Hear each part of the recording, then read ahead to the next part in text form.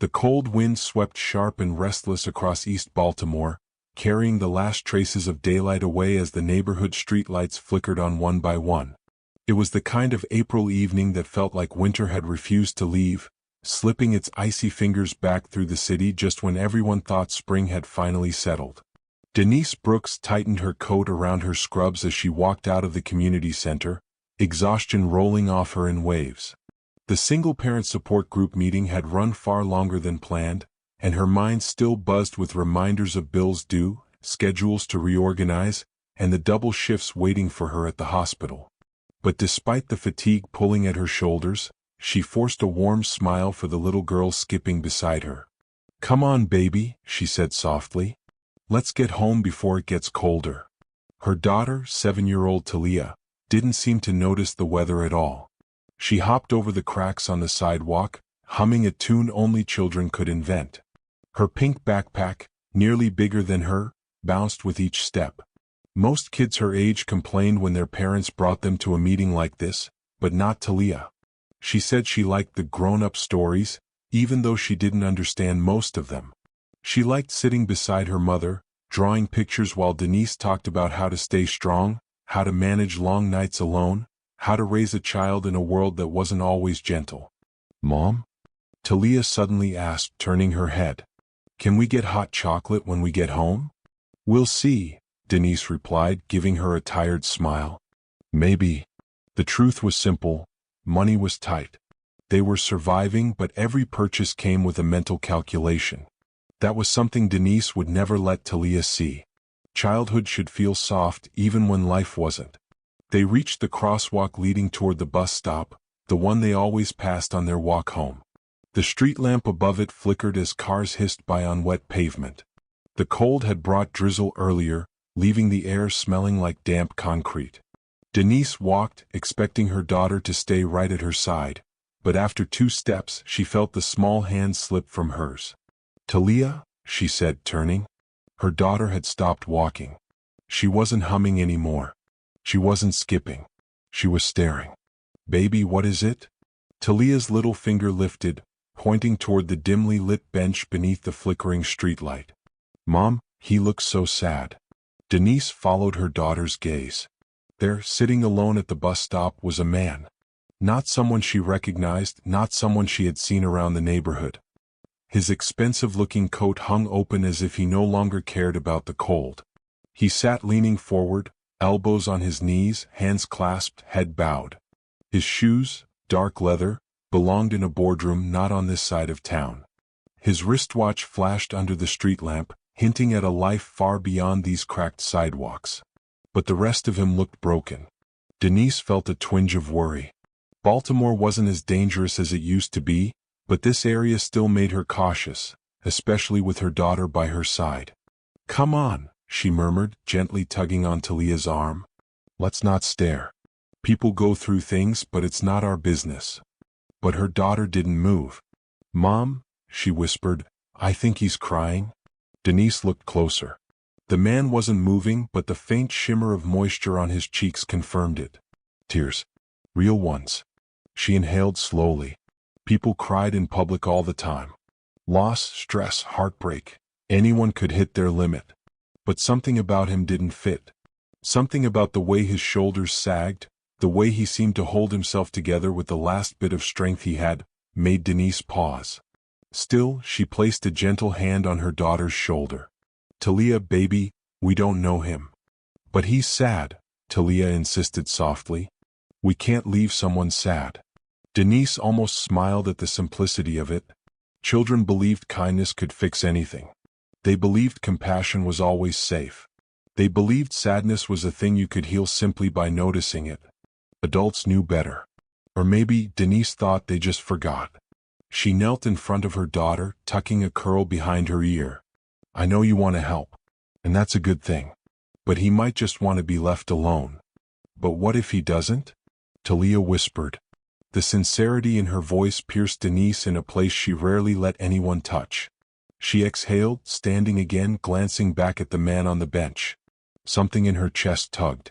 He didn't look dangerous, just empty. Yet approaching a stranger wasn't something she took lightly.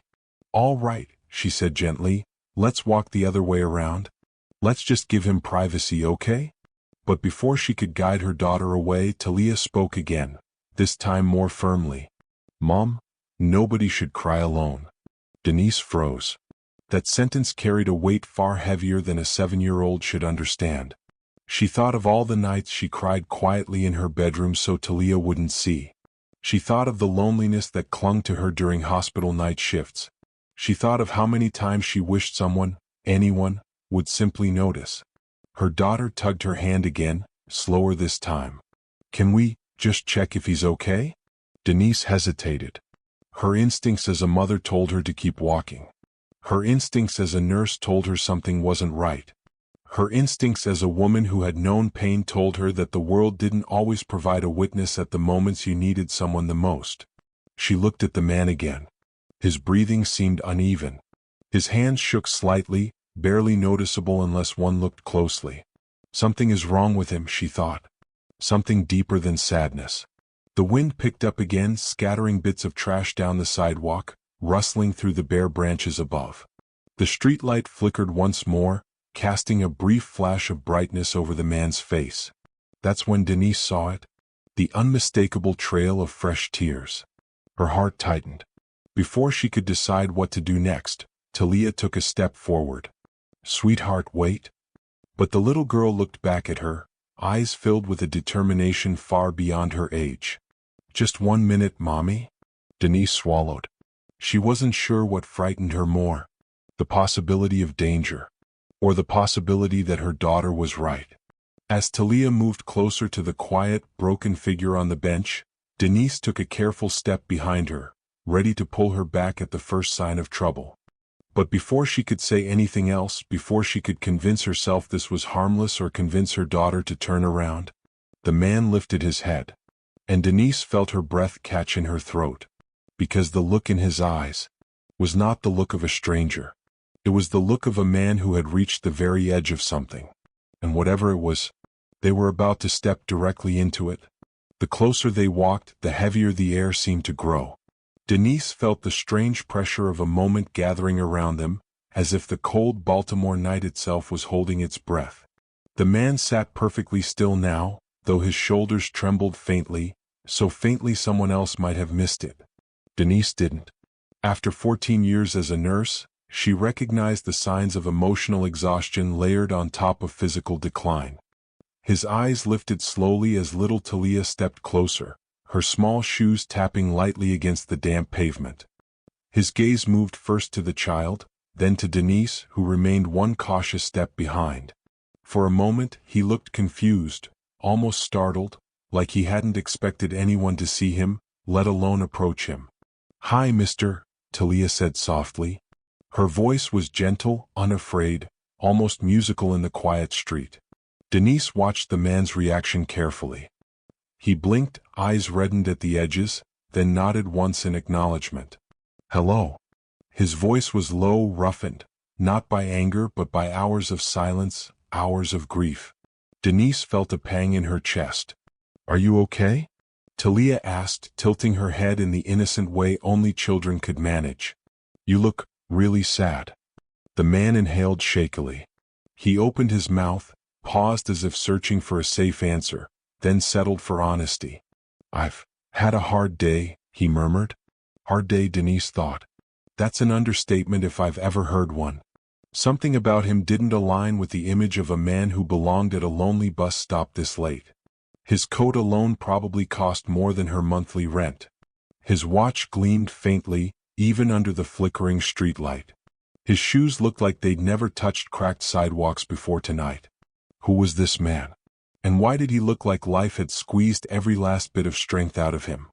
Denise cleared her throat gently. "Sir, I'm sorry if my daughter is bothering you. She has a big heart. Sometimes she sees things others miss." "It's no bother," he said quietly. "She startled me, that's all." Denise caught the brief, vulnerable flicker in his expression. Not fear. Not annoyance. Surprise. As if kindness was something he wasn't used to receiving. Talia took another small step, close enough that Denise instinctively reached out, ready to pull her back if necessary. But the girl only looked up at him with wide, curious eyes. "Did something bad happen?" she asked, her voice barely above a whisper.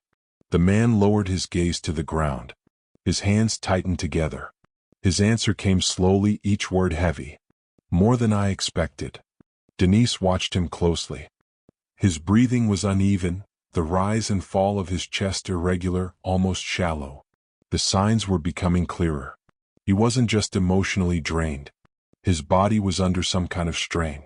She stepped forward, her tone professional yet gentle. "Sir, are you feeling all right? Physically, I mean." He hesitated, eyes flicking to her, noting her hospital badge still clipped to her scrubs. "I'm fine," he said. It was the exact kind of answer people gave right before collapsing. Denise knew it. She'd seen it in ER hallways, on sidewalks outside the hospital, and in waiting rooms where pride kept people from admitting pain. She didn't believe him for a second. "You're not," she said softly. The man let out a breath that sounded almost like defeat. "I didn't want anyone to see me like this," he admitted. Denise felt a sting behind her eyes. She didn't know his story yet, but she recognized that tone. The tone of someone carrying more than he could hold, someone who had run out of places to hide. "Well, sir," she said quietly, "someone sees you now." Her words hung in the air. For the first time since they approached, he looked directly at her. Their eyes met, and something in his expression softened, as if her simple acknowledgement loosened something he had been holding too tightly. Talia broke the silence with the pure clarity of a child's logic. "Do you want a hug?" she asked. Denise's heart leapt. "Talia." But the man lifted a hand slightly, not in refusal, but in disbelief. He stared at the little girl as though she had spoken a language he hadn't heard in years. A hug?" he repeated. She nodded, earnest and steady. "Sometimes hugs help. Mom hugs me when I cry. Maybe you need one too." Denise felt her throat tighten. Her daughter was fearless in the most gentle ways possible. The man opened his mouth as if to decline, but no words came. Instead, his face shifted, something raw breaking through the tired lines of grief. Before Denise could stop her, before he could refuse, Talia stepped closer and placed her small arms around him. He froze. Completely. As if the simple human contact had shocked him to his core. Denise's breath caught in her chest. She watched, ready to intervene if he reacted oddly, but he didn't. He stayed perfectly still for a moment. Then, slowly, his hands lifted and hovered uncertainly before resting lightly on her daughter's back. His shoulders trembled. His breath hitched. And Denise realized. He was crying again. Not quiet tears like earlier. No. These were deeper, heavier, the kind that came from a place buried far beneath the surface. After several seconds, he pulled back gently, wiping at his eyes with a shaking hand. "I'm sorry," he whispered. "You don't have to be sorry," Talia said simply. That answer undid him further. Denise stepped closer now, protective yet compassionate. "Sir, is there someone we can call for you? A family member? A friend?" The man let out a hollow laugh, one that held no humor at all. "No," he said softly. "There's no one left." The way he said it made Denise's stomach drop. She hadn't expected an answer that heavy. "No one?" she repeated, her voice gentler than before. He shook his head, staring at the pavement as if it held the truth he didn't dare speak aloud. Talia took a small breath. "You have us," she said. Denise blinked, startled by her daughter's words. And the man? The man looked at the child with an expression that couldn't be described easily. A blend of gratitude, disbelief, pain, and something else. Something that hinted that this moment meant far more than either of them realized. Before Denise could respond, before she could ask more questions, before the man could gather himself enough to offer an explanation, a sudden flash of headlights swept across them. A black SUV turned onto the street, its engine humming low and powerful. It slowed as it approached, rolling to a stop directly in front of the bus stop. Denise tensed instantly. Talia stepped behind her mother's leg. And the man on the bench. He went completely still. The doors of the SUV opened. Two men stepped out. Both wore dark suits. Both wore earpieces. Both scanned the surroundings with trained precision. One of them took a step forward.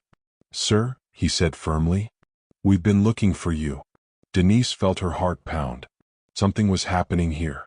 Something far bigger than anything she imagined when they walked out of the community center tonight. And whatever it was, they were already in the center of it. The air seemed to thicken around the bus stop as the black SUV idled, its engine a low hum that cut through the cold Baltimore night. The two men in suits stepped closer, their eyes scanning the surroundings with military precision. Denise instinctively stepped in front of Talia, shielding her daughter while keeping her voice calm. "Sir, we need you to come with us immediately," one of the men said, his tone sharp but not hostile. "It's urgent." The man on the bench, still trembling from the hug Talia had given him, looked up slowly. Denise's breath caught. Something in his eyes flickered between fear, disbelief, and exhaustion. Who are you?" he asked quietly. The taller of the two men pulled out a badge, flashing it quickly under the streetlight. "Mr. Reeves. Federal agents. We've been asked to escort you to a secure location. The White House requested your presence." Denise froze.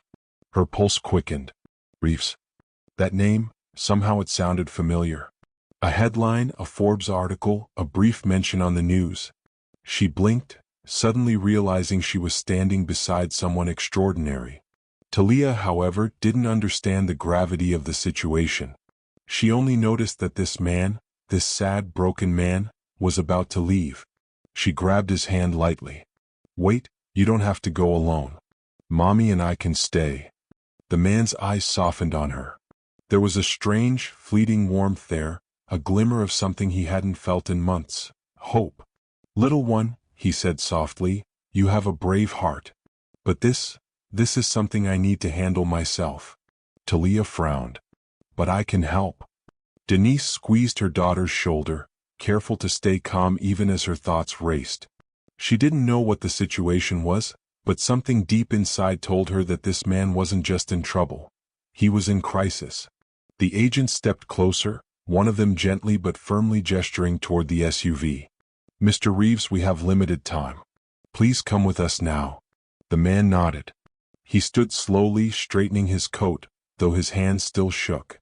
Denise noticed the expensive fabric of his coat, Italian, perfectly tailored, but it hung awkwardly on his weary frame. His shoes, polished to perfection, seemed almost out of place on the cracked sidewalk. Talia tugged at his sleeve again. "Promise me, you'll be okay?" Cameron Reeves, because now Denise understood that was indeed who he was, looked down at the little girl, a lump forming in his throat. He knelt slowly, coming to her eye level. I'll do my best," he whispered, voice breaking. Talia's small hands clasped his. "That's all anyone can do, right?" For a fleeting moment, the powerful billionaire CEO who had just lost control of his company, whose lawyer had abandoned him in court, and whose heart still ached from the death of his wife, felt human again. Talia's innocence had pierced through the walls he had built around his grief. Denise noticed something in his eyes, gratitude, humility, and a vulnerability that few had ever seen in a man of his stature. She wanted to step forward to say something reassuring, but she hesitated. She was just a nurse, a single mother, someone from his neighborhood. She didn't belong in the world he lived in. And yet, maybe that was exactly why this moment mattered. One of the agents cleared his throat. "Sir, we really must go." Cameron gave Talia a gentle squeeze. "Thank you for noticing me," he said softly. Talia tilted her head, innocent but wise. "Mom says nobody should be sad alone." Cameron's lips quivered, and for a second he laughed softly through the tears. "She's right," he whispered. He stood fully, brushing off his coat, and for a heartbeat, Denise caught a glimpse of the man he once was. The CEO, the visionary, the man who had built a tech empire from nothing. But the moment passed, replaced once again by exhaustion, sorrow, and the weight of betrayal. Denise felt a mix of emotions, awe, sympathy, and an unexpected fear. Who was this man? How had he fallen so far so quickly? And what would happen next? The SUV doors opened and Cameron stepped forward, flanked by the two agents. He paused, just a fraction of a second, turning back toward Talia. You made a difference tonight," he said, voice steady despite the tremor beneath it. Even if you don't know it. Talia's eyes widened. Really? Yes, he said, giving a faint, grateful smile. The SUV doors closed and the vehicle pulled away, its taillights disappearing into the foggy night. Denise and Talia stood in silence for a moment, the cold wind whipping past them as the hum of the city returned. Mom, Talia whispered, tugging on her mother's sleeve. He's really someone important, isn't he? Denise nodded slowly, still processing the encounter. Yes, baby. But, more than that, he's a man who needed someone to see him. Talia's expression softened, thoughtful. I hope he's okay. Denise wrapped an arm around her daughter. Me too. The walk home felt different. The streets seemed quieter, yet heavier, as though the night itself held the memory of what had just happened. Every corner, every streetlight seemed to remind them that something significant had just touched their lives. Once inside their small apartment, Denise closed the door behind them and leaned against it, taking a long, shaky breath. She still couldn't get the image of that man on the bench out of her mind, the way he had folded in on himself, the way his shoulders slumped like the weight of the world rested on them. Talia sat on the couch, hugging a stuffed bear tightly. Mom, do you think anyone can be that sad and still be important? She asked softly. Denise smiled faintly, wiping at her own eyes. Yes, baby. Some of the strongest people hide their sadness from the world. But it doesn't make them any less important. Sometimes, it makes them even more human. Talia nodded, letting the words sink in. She didn't fully understand, but children don't need to. They just feel. For Denise, though, the weight of the night pressed down. She knew they had encountered someone extraordinary, someone whose story was far bigger than the moment on the street. And though she didn't yet understand the full picture, something deep inside whispered that their lives were about to change. Hours later, as Denise finally crawled into bed, exhaustion overwhelming her, she couldn't shake the image of the man's eyes, the vulnerability, the grief, the faint spark of hope that Talia had somehow ignited. She felt a mixture of curiosity and worry, wondering who he truly was, and what had brought him to such a state on a cold Baltimore street. And then, just as sleep began to edge in, she heard the faint sound of a car engine outside, idling low and powerful, like something out of a movie. Her eyes shot open. She pressed herself against the window, peering into the foggy street. The black SUV was still there. Denise's heart raced. Her mind raced even faster. Who was that man really? And why hadn't he left yet? Something told her this encounter, this night, was far from over. The city lights flickered. The wind carried the faint scent of rain. And Denise realized tomorrow would bring answers, whether she was ready or not. The next morning, Baltimore seemed colder than usual. Gray clouds hung low over the city, muffling the sun and casting long shadows down the cracked sidewalks. Denise couldn't shake the events of the previous night. She kept replaying the image of the man on the bus stop bench, his slumped shoulders, the tremor in his hands, the haunted look in his eyes. Her daughter, Talia, had been unusually quiet, holding on to her stuffed bear like a lifeline. Even at 7, she seemed to understand that something extraordinary had brushed against their ordinary lives. Denise was a nurse. She had dealt with grief, fear, and human fragility countless times in the hospital corridors. But she had never seen grief like his. The kind that wasn't just sadness, it was exhaustion layered on betrayal, loss, and hopelessness. Cameron Reeves, she now knew, was not just a man on a bench. His name trailed in headlines across the country. His tech company, Reeves Tech, was a powerhouse in artificial intelligence medical diagnostics. Hospitals across the United States relied on his innovations to detect diseases at early stages, saving thousands of lives every year. The very man they had encountered was someone who had, for years, changed lives. Yet here he was, reduced to a trembling figure in a dimly lit bus stop. Denise couldn't stop thinking about the contrast. How could someone so powerful, so respected, appear utterly defeated in the span of a few steps from a courthouse? And that courthouse, that was the key. The truth, Denise would later learn from whispered conversations and fleeting news alerts, was darker than she could have imagined. Cameron had arrived at the federal district court that morning, fully prepared to defend the company he built from the ground up. Reefs Tech was more than a business, it was his life's work. It was his late wife, Marianne's dream, and together they had poured every ounce of their energy into it. But betrayal had struck from within. His chief financial officer, Jerome Caldwell, had meticulously forged documents, manipulating financial records and convincing the board that Cameron had mismanaged funds. The accusation was absurd, yet it carried weight because Jerome had cultivated trust and built alliances with Cameron's board members over years. By the time Cameron realized the extent of the deception, it was too late. The board voted to strip him of control of the company he founded.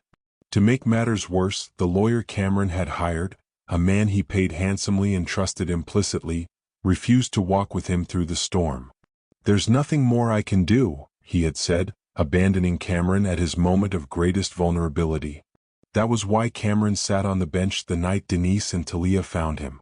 Not because he lacked money or influence, not because he was weak, but because he had lost the life he built, the woman he loved, and the people he trusted most. In the dim light of the bus stop, his wealth and power meant nothing. He was just a man stripped to the core, trying to survive a night that seemed impossibly heavy. And then came the encounter with Talia. Denise recalled the innocence in her daughter's eyes, the way she approached him without fear, without pretense. Children, she often reflected, saw the world in ways adults couldn't. They saw humanity before labels, sadness before ego.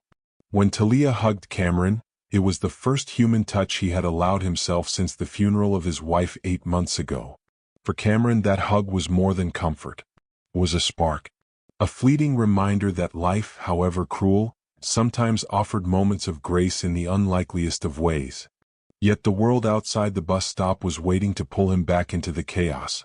The black SUV that appeared after the hug, the agents calling his name, were reminders that even broken men carry responsibilities, ones that don't pause for grief.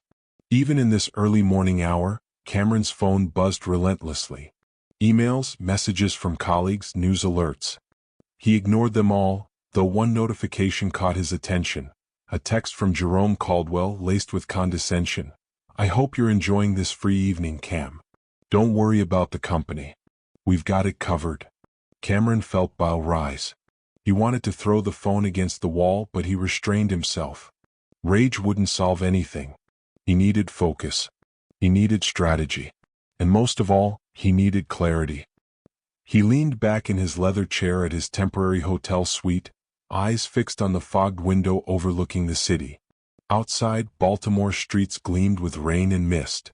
The city he had built part of his empire in, the city he loved, felt distant now, alien, unwelcoming. And yet, the memory of Talia's hug, her soft voice, her words, "Nobody should cry alone," lingered. It was strange, he thought, how the innocence of a child could weigh heavier than boardroom betrayals, lawsuits, and media scrutiny. It reminded him why he had started Reefs Tech in the first place. Not for power. Not for prestige. For humanity. To make a difference. To honor Marianne. Cameron's gaze fell to the framed photo of her on his desk.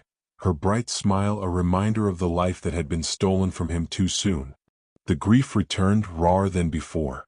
He hadn't allowed himself to grieve fully until that night on the bench. And maybe, just maybe, that encounter with Denise and Talia had given him permission to feel again. Yet guilt gnawed at him. Why had he let it get this far? Why had he trusted Jerome? Why had he allowed himself to be vulnerable without a safety net? The answers weren't simple. And for Cameron, they weren't enough to fill the hollow ache inside. He stared at the ceiling, thinking of the courtroom. The board's expressions. Jerome's smirk. The lawyer's dismissive nods. Everything played over in his mind like a relentless loop. And still, Talia's voice lingered. Nobody should cry alone. The words settled over him like a quiet command. He realized that the true fight wasn't over company shares or stock prices. It was over himself. Over reclaiming his dignity. Over standing tall even when everything felt lost. And that realization brought a flicker of determination. Cameron stood abruptly, moving to the window again. The city stretched before him, sprawling and indifferent, yet full of life. Somewhere in those streets, the people his inventions had helped, patients, families, doctors, were going about their lives. And he had nearly let everything slip away. He pressed his palm to the glass. A silent promise. He would fight. He would reclaim his company. He would bring Jerome to justice. And somehow, he would honor the memory of Marianne, ensuring that her vision continued. But first he needed answers. And he needed allies. The thought of Denise and Talia returned. How could two strangers have such a profound impact on a man at the edge of collapse? He didn't know their names. He didn't know their story. And yet, they had given him something invaluable, a reminder of what humanity could be. Cameron's reflection in the window caught him unexpectedly. For the first time in months he saw himself, not the CEO, not the public figure, not the man betrayed by his own inner circle, but a broken man with a chance to rebuild. And then the phone rang. It was an unknown number. He hesitated before picking up. "Mr. Reeves," a serious voice said, "we have urgent information regarding your company. Your presence is required immediately. This concerns national medical contracts and the alleged fraud committed by your CFO." Cameron's chest tightened. He swallowed hard, feeling the weight of responsibility crash back in full force. The battle he thought had started yesterday, the courtroom, the betrayal, the humiliation, was far from over. In fact, it was just beginning. He glanced at the desk, where a folder of company documents sat untouched. Jerome's manipulations were detailed, precise, and damning. Cameron felt a pang of anger but also clarity. He couldn't waste another moment on grief alone. Action was necessary. And yet, beneath the determination, a lingering thought gnawed at him. Why had it taken the kindness of a little girl to remind me of what matters most? Cameron Reeves, billionaire, visionary, and now broken man, took a deep breath. He straightened his jacket, squared his shoulders, and prepared to step back into the world that had betrayed him. But as he reached for the door, his mind flicked one final time to the girl on the street. Talia. The words she had spoken. The hug that had reminded him that even in darkness, humanity could reach out and guide you toward the light. And in that fleeting thought he knew one thing. Tonight, everything would change. Because sometimes, even the most broken among us find hope in the most unexpected places. Cameron Reeves sat in his temporary office overlooking Baltimore Harbor, a place he had once visited for inspiration, for meetings that shaped the future of his company, for moments of victory. Now the harbor reflected his inner turmoil, gray, restless, and cold. The water rippled under the faint morning light as if mocking the chaos in his mind. He leaned back in his leather chair, staring at a framed photograph on his desk, Marianne. Her bright smile, her laugh that used to echo through the halls of Reeves Tech, her presence that had once been the anchor of his life.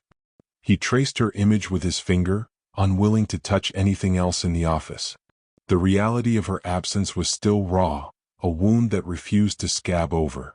8 months had passed since Marianne's sudden death from complications during childbirth. The world told him he should have moved on.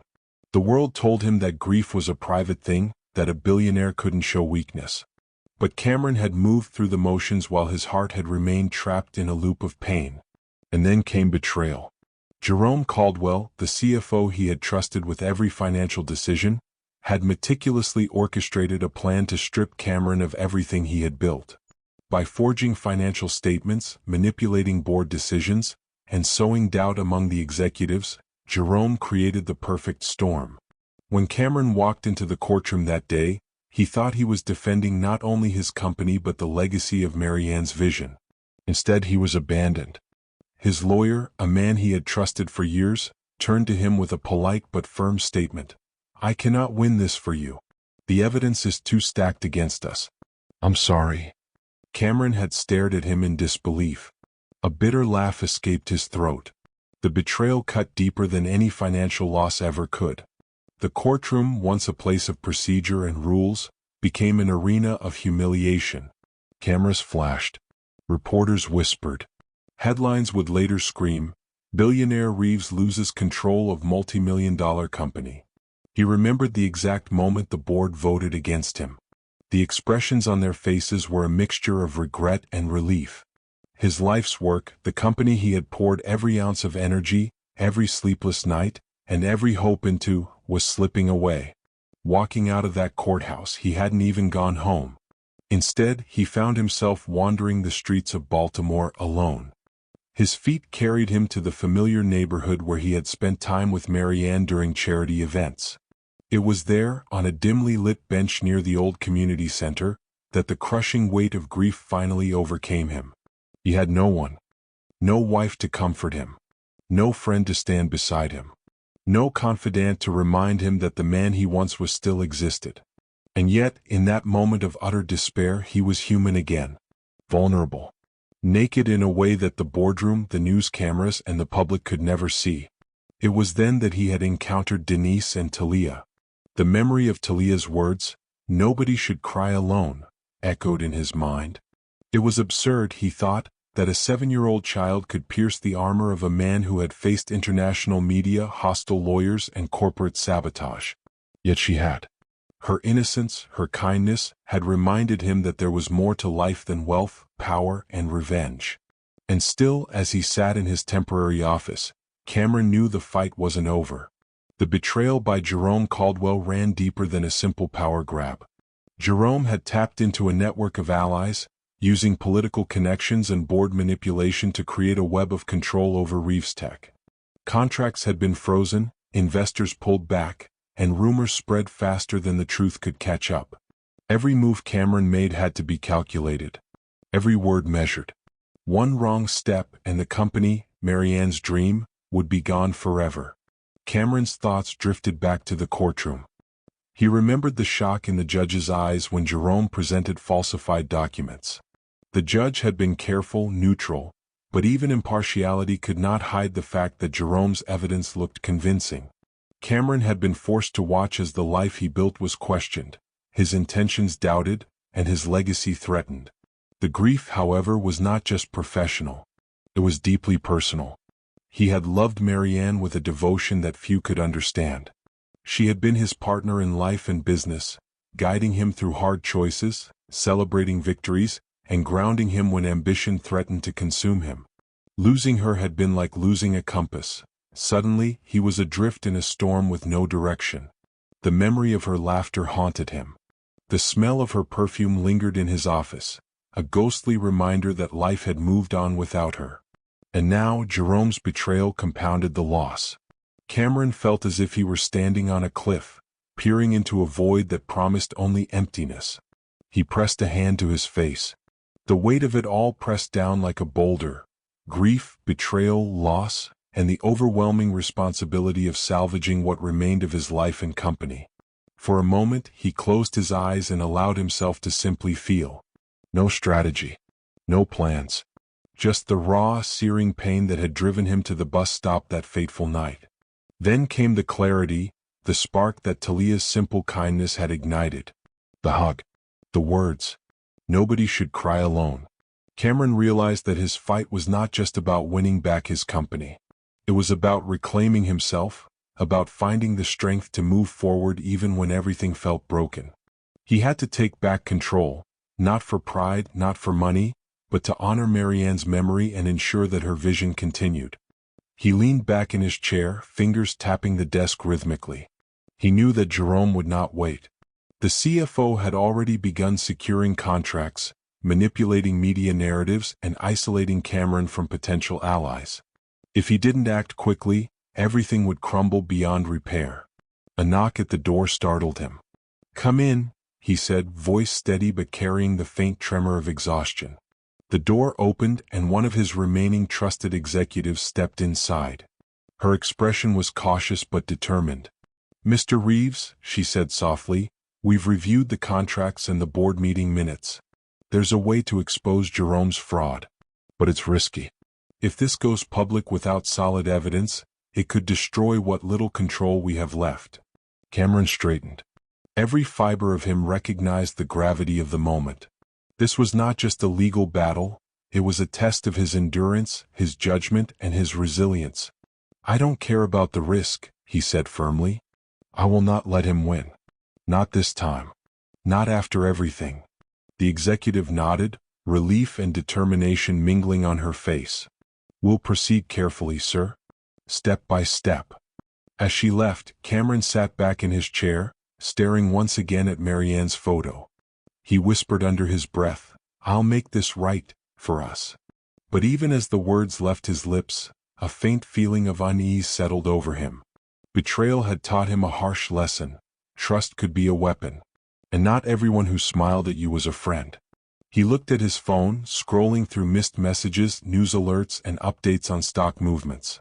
Each ping reminded him that the outside world had not stopped. It wouldn't wait for him to heal, to grieve, or to find his strength. Every hour wasted was an opportunity for Jerome to solidify his control. Cameron knew he had to act quickly, strategically, and ruthlessly. But he also knew that no matter what happened in the coming days, he would never forget the little girl who had seen him on a bench in Baltimore and reminded him that even a billionaire could be human.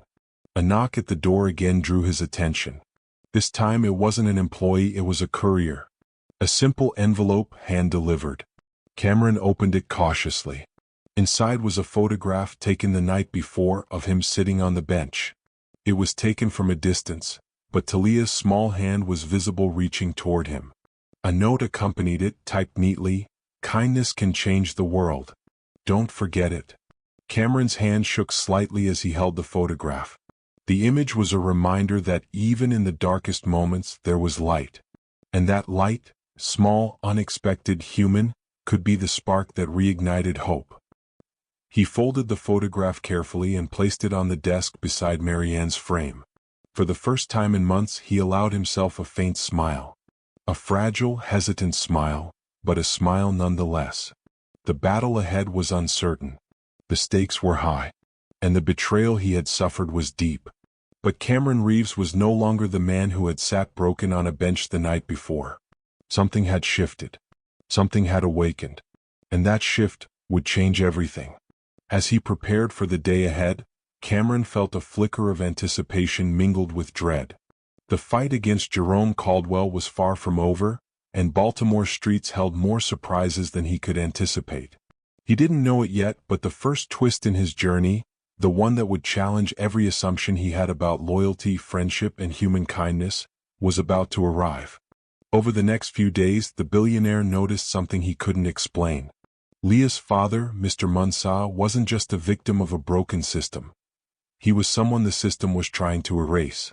Every document the billionaire touched, every record, every statement, every official file, had gaps that made no sense. Entire pages were missing. Dates didn't line up. Names appeared and vanished across different reports, as if someone was rewriting the past in real time. He dealt with corporate secrets, high-level negotiations, mergers involving governments, but this felt different. This felt personal. Whoever silenced Leah's father knew what they were doing, and they did it well. That morning, as the billionaire sat in his home office, he stared at the scanned copy of the accident report. His eyes went to the same place they always did, the signature block. There should have been two signatures, the officer in charge and the second verification officer. But there was only one, and it wasn't consistent. The handwriting slanted differently depending on the page. It was like a desperate patchwork job, and the more he studied it, the more wrong it felt. He leaned back, rubbing his temples. He had expected grief. He had expected frustration. He hadn't expected this chilling silence. It was the same silence he recognized from years ago, when someone tried burying a stock fraud case that could have cost thousands their savings. A silence built by people with money, power, and no conscience. His phone pinged, a message from one of his private investigators. "Found something. You need to see this in person." He exhaled sharply. That wasn't the kind of message his investigators sent unless the information carried consequences. He should have left immediately. But his mind drifted, again, to Leah. Her voice. Her steady quietness. Her unwavering belief that her father didn't deserve the treatment he received. When she looked at him, she didn't see a billionaire. She saw someone she could trust. Someone who would listen. Someone who would not walk away. That alone made him stay a moment longer, thinking through every decision he had made since he met her. And for the first time in a long time, he questioned his own strength. Was he getting too involved? Was he letting emotion cloud his judgment? Or was this exactly why he needed to press forward? He grabbed his coat, ready to head out, when the doorbell echoed through the mansion. He froze. He wasn't expecting anyone. His staff wouldn't ring, they all used the side entrance. His head of security didn't schedule any visitors for the day. He opened the door cautiously. And there she was, Leah. She wasn't crying. She wasn't shaking. But her eyes held the weight of someone who had carried too much for too long. She clutched something against her chest, a small, battered notebook. The edges were frayed, the cover half torn, as if it had been handled 1,000 times by the same pair of hands. Her father's hands. "Sir," she whispered, her voice soft but firm. "I found this under my dad's bed." The billionaire blinked. "What is it?" I think it's why they wanted him quiet." He stepped aside instantly, letting her in. She entered slowly, her shoes tapping lightly against the floor as she held the notebook like it might break apart in her fingers. They settled in his office. No assistants. No interruptions. Just the two of them and the notebook that seemed too heavy for its size. "Leah," he said gently, "take your time. Tell me what you saw." She nodded. "My dad wrote everything down. Every shift. Every strange thing he saw at the warehouse. He said it helped him keep track because the supervisors changed a lot and some instructions didn't make sense." She placed the notebook on his desk. The billionaire opened it carefully as though touching something sacred. The handwriting was small but neat. Page after page filled with notes, sketches of warehouse layouts, timestamps, names, inventory codes, and then suddenly entries with sharp, angry strokes, as if her father had written them while his heart raced. He skimmed until one section froze him. A page with bold letters. "If anything happens to me, this is why." His pulse kicked. He read the next lines more slowly, absorbing each word. Her father had discovered irregular shipments, crates signed off before they arrived, boxes marked as returned, even though they never left the facility. The dates and signatures didn't match.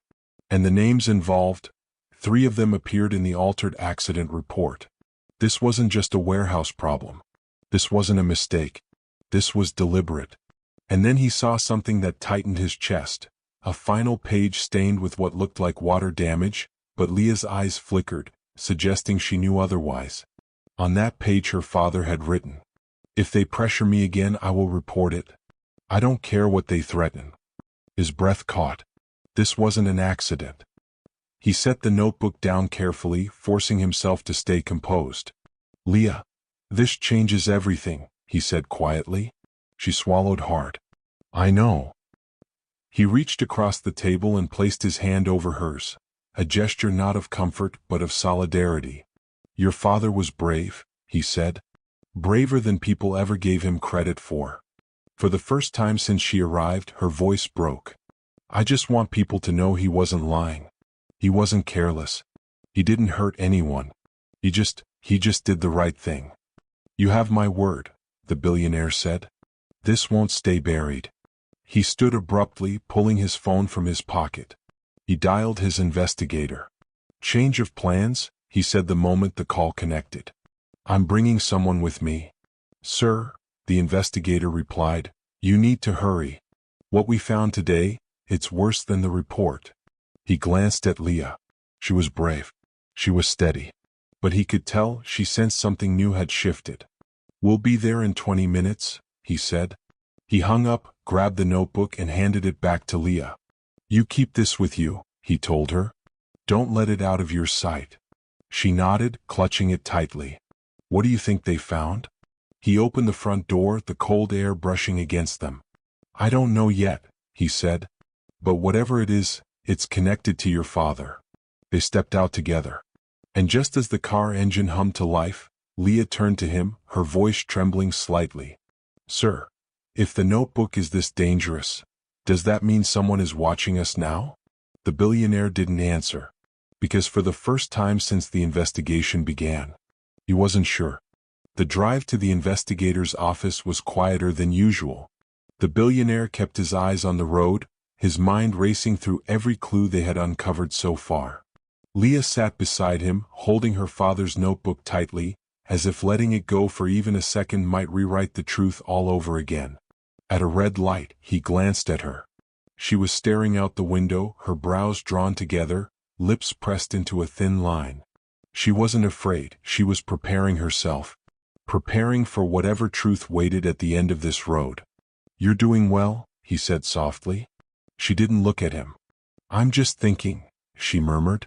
"If my dad knew it was dangerous, why didn't he tell me?" He paused. Parents hide the worst parts to protect the ones they love, even when they know it's too heavy for them alone. She nodded without speaking. But he saw it. Her grip tightened on the notebook as if she were silently promising her father she would finish what he started. When they reached the investigators' building, the billionaire parked behind the fenced lot. Thick fog hung over the area, giving the place a muted, somber glow. It didn't help the tension rising between them. The investigator, a middle-aged man named Red, was already standing in the doorway. His expression was serious, more serious than the billionaire had ever seen it. Red motioned them inside quickly. "We need to talk in the back room," he said. "Walls here aren't as quiet as they used to be." That alone was a warning. They followed him down a narrow hallway until they reached a small office secured by 2 locks and a heavy sliding latch. Red locked it behind them. "All right," the billionaire said. "What did you find?" Red pulled out a black folder and set it on the table. "I traced the officers listed on your copy of the accident report," he said. 2 names don't exist in the department database. They were never hired. Never registered. Nothing. Leah stiffened. "That means the report is fake," the billionaire said. Red nodded. "Fabricated by someone with access to the official stamp but not the authority to use it." Leah stepped forward. "But what about the man who came to our house after the accident? He had a badge." Red swallowed hard. "Badges can be borrowed, or stolen, or made. It's the paperwork behind them that matters, and these 2 officers, they were ghosts." The billionaire felt something cold settle in his stomach. Red wasn't finished. He opened the folder again and pulled out 2 small audio devices, old voice recorders with scratched surfaces and numbers written in permanent marker. "These were hidden in the warehouse security archives," Red said. "Someone deleted the digital copies, but they forgot the backup devices locked in the old cabinet." Leah's breath hitched. "My dad used to say the warehouse had cameras that didn't always work." "These weren't cameras," Red explained. "These were sound recorders placed near the loading bay. And I think your father knew about them." He clicked on the first recorder. Static filled the room for a moment before voices slowly emerged. "I told you if he talks we're done. Then keep him quiet. He's planning to report it. Then make sure he doesn't." Leah covered her mouth with her hand. The billionaire closed his eyes for a moment, absorbing the words. This wasn't speculation anymore. This wasn't a theory. This was evidence.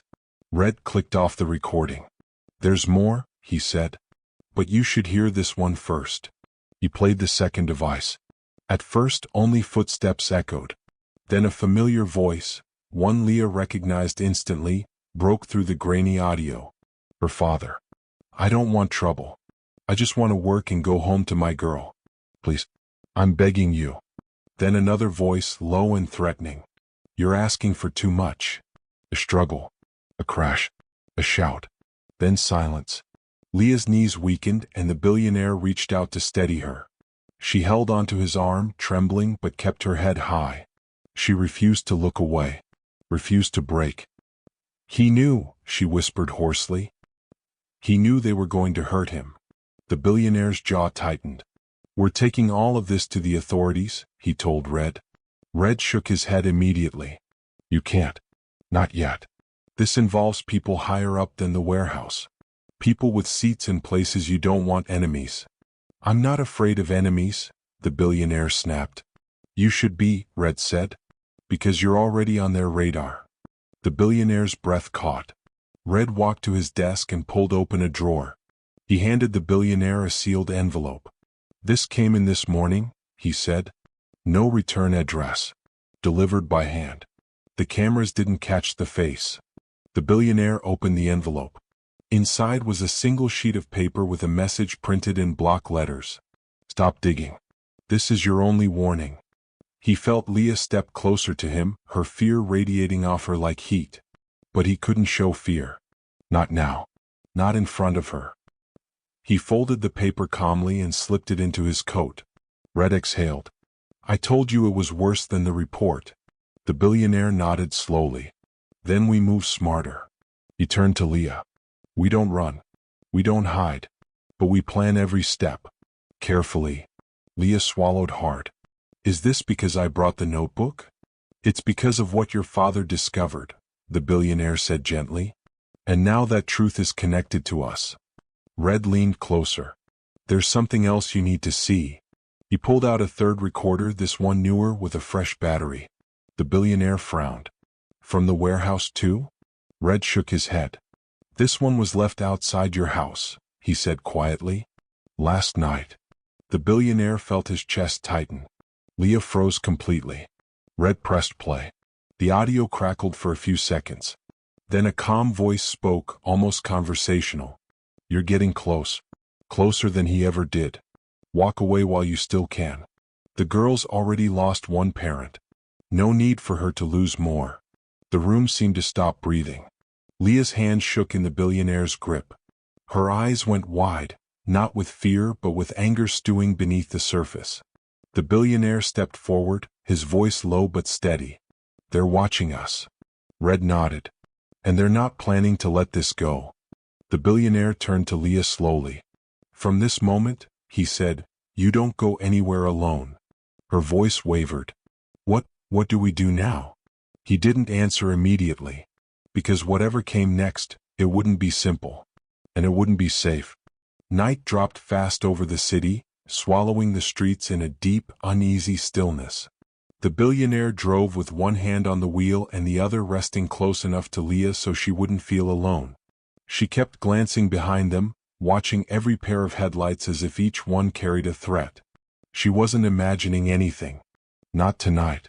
The message on the recorder replayed in both their minds. Walk away while you still can. The girl's already lost one parent. The words stabbed through the silence, sharper each time. Do you think they're still watching us? Leah asked quietly.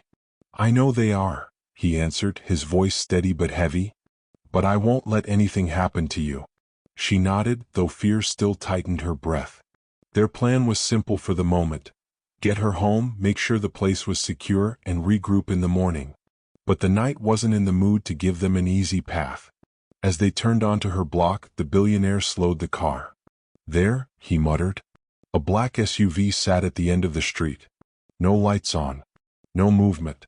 Just parked in the shadows like it had been waiting long before they arrived. Leah tensed instantly. Is that?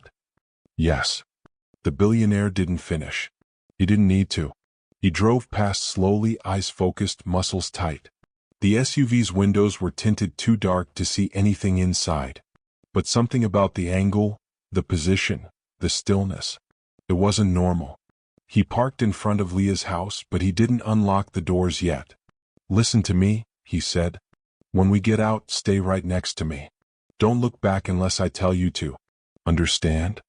Yes. Her voice trembled, but her resolve didn't. They stepped onto the sidewalk, the cold air cutting through their clothes. Leah clutched the notebook to her chest. The billionaire kept his eyes fixed ahead while using his peripheral vision to track the SUV. Still no movement. Which somehow was worse. He ushered Leah to the door. Let me check inside first. She stayed on the porch while he unlocked the door and slipped in.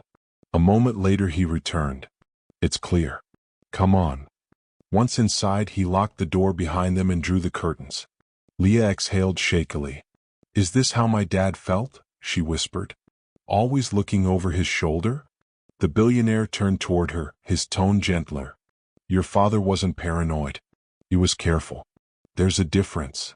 Leah sat on the couch, hugging herself. I used to think he was just stressed or tired. I didn't know he was scared. He tried to protect you, the billionaire said. She looked down. And now you're doing the same thing. He didn't respond, but she wasn't wrong. Before he could say anything else, headlights swept across the living room wall. Slow, deliberate, unmistakably the SUV passing by again. Both froze. The billionaire moved to the window, careful to stand at the side where he couldn't be seen from outside. He pulled the curtain just an inch. The SUV crawled past the house, then stopped. Not directly in front, but close enough to send a message. Leah whispered sharply, "What do they want?" "They want us afraid," he replied. "And they want us off the trail." Her breathing quickened. "Is this because we heard the recordings?" "It's because we proved something they can't let surface," he said. "Whoever was involved in your father's death, they're desperate." She looked at him, desperation clashing with bravery in her eyes. "Then we can't stop." He turned toward her, surprised, not by her words but by her courage. "You're sure?" She nodded. "My dad didn't run. He didn't hide. He tried to do the right thing even when he was alone. I'm not alone. Not anymore." That hit him harder than she realized. He sat beside her. "Then we do this the right way. Smart, quiet, and together." Before he could say anything more, a sudden noise shattered the moment. A loud thud against the side of the house. Leah jumped to her feet. "What was that?" she whispered. The billionaire motioned for her to stay back and moved slowly toward the sound. Another thud followed, heavier, more deliberate. Someone was outside. He reached for the drawer where Leah's father once kept tools, anything he could use as protection. He grabbed a heavy metal flashlight and moved toward the back window. He stayed low, creeping quietly, every sense sharpened.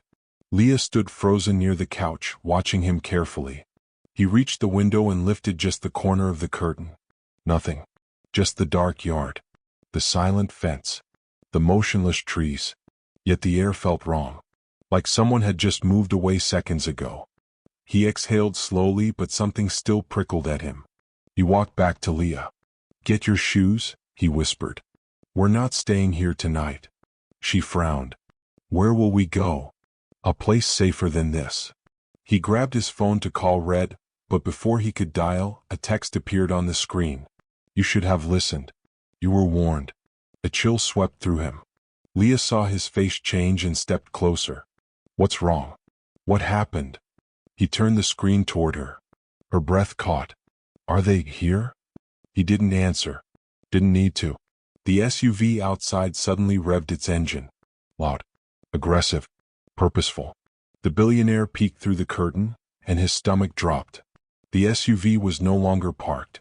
It was slowly rolling back toward the house. Not driving normally. Moving like it had a message to deliver.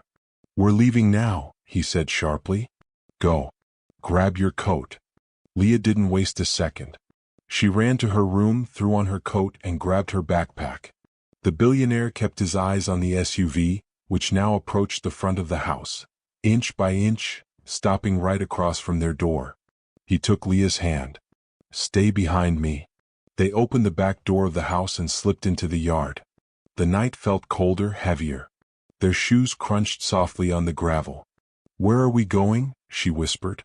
"To the alley. The car is parked around the block. If we move fast, they might not see us." They rushed through the yard, staying low behind the bushes and fence. The house shielded them from the SUV, until they reached the alleyway. The billionaire checked the corner. "Clear." "Go," he whispered, nudging her forward. They made it halfway down the alley when a pair of headlights clicked on behind them. Leah's breath froze in her throat. The billionaire turned slowly. Another black SUV. Not the one parked in front. This one was closer. Too close. No more than 20 feet away. A door opened. A man stepped out. Not speaking. Not threatening. Just watching. The billionaire moved Leah behind him. His pulse thundered. "Get in the car," the man said calmly. The billionaire tightened his grip around Leah's arm. "Not happening." The man tilted his head, like someone dealing with a minor inconvenience. "You're making this harder than it needs to be."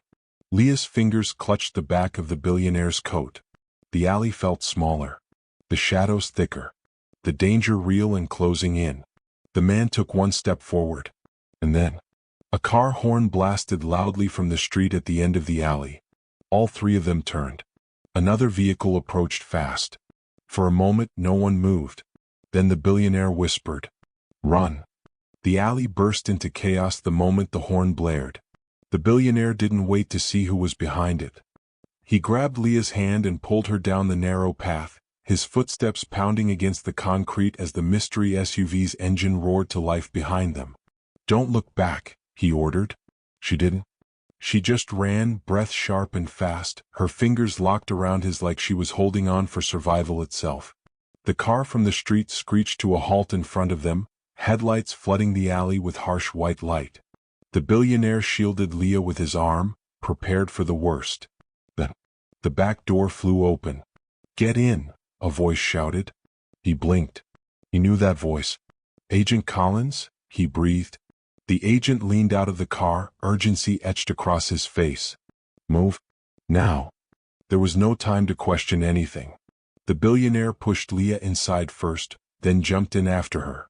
The door slammed shut, and the car shot forward with a force that threw them back into their seats. Behind them, the SUV that had cornered them pulled into the alley, tires screeching as it tried to follow.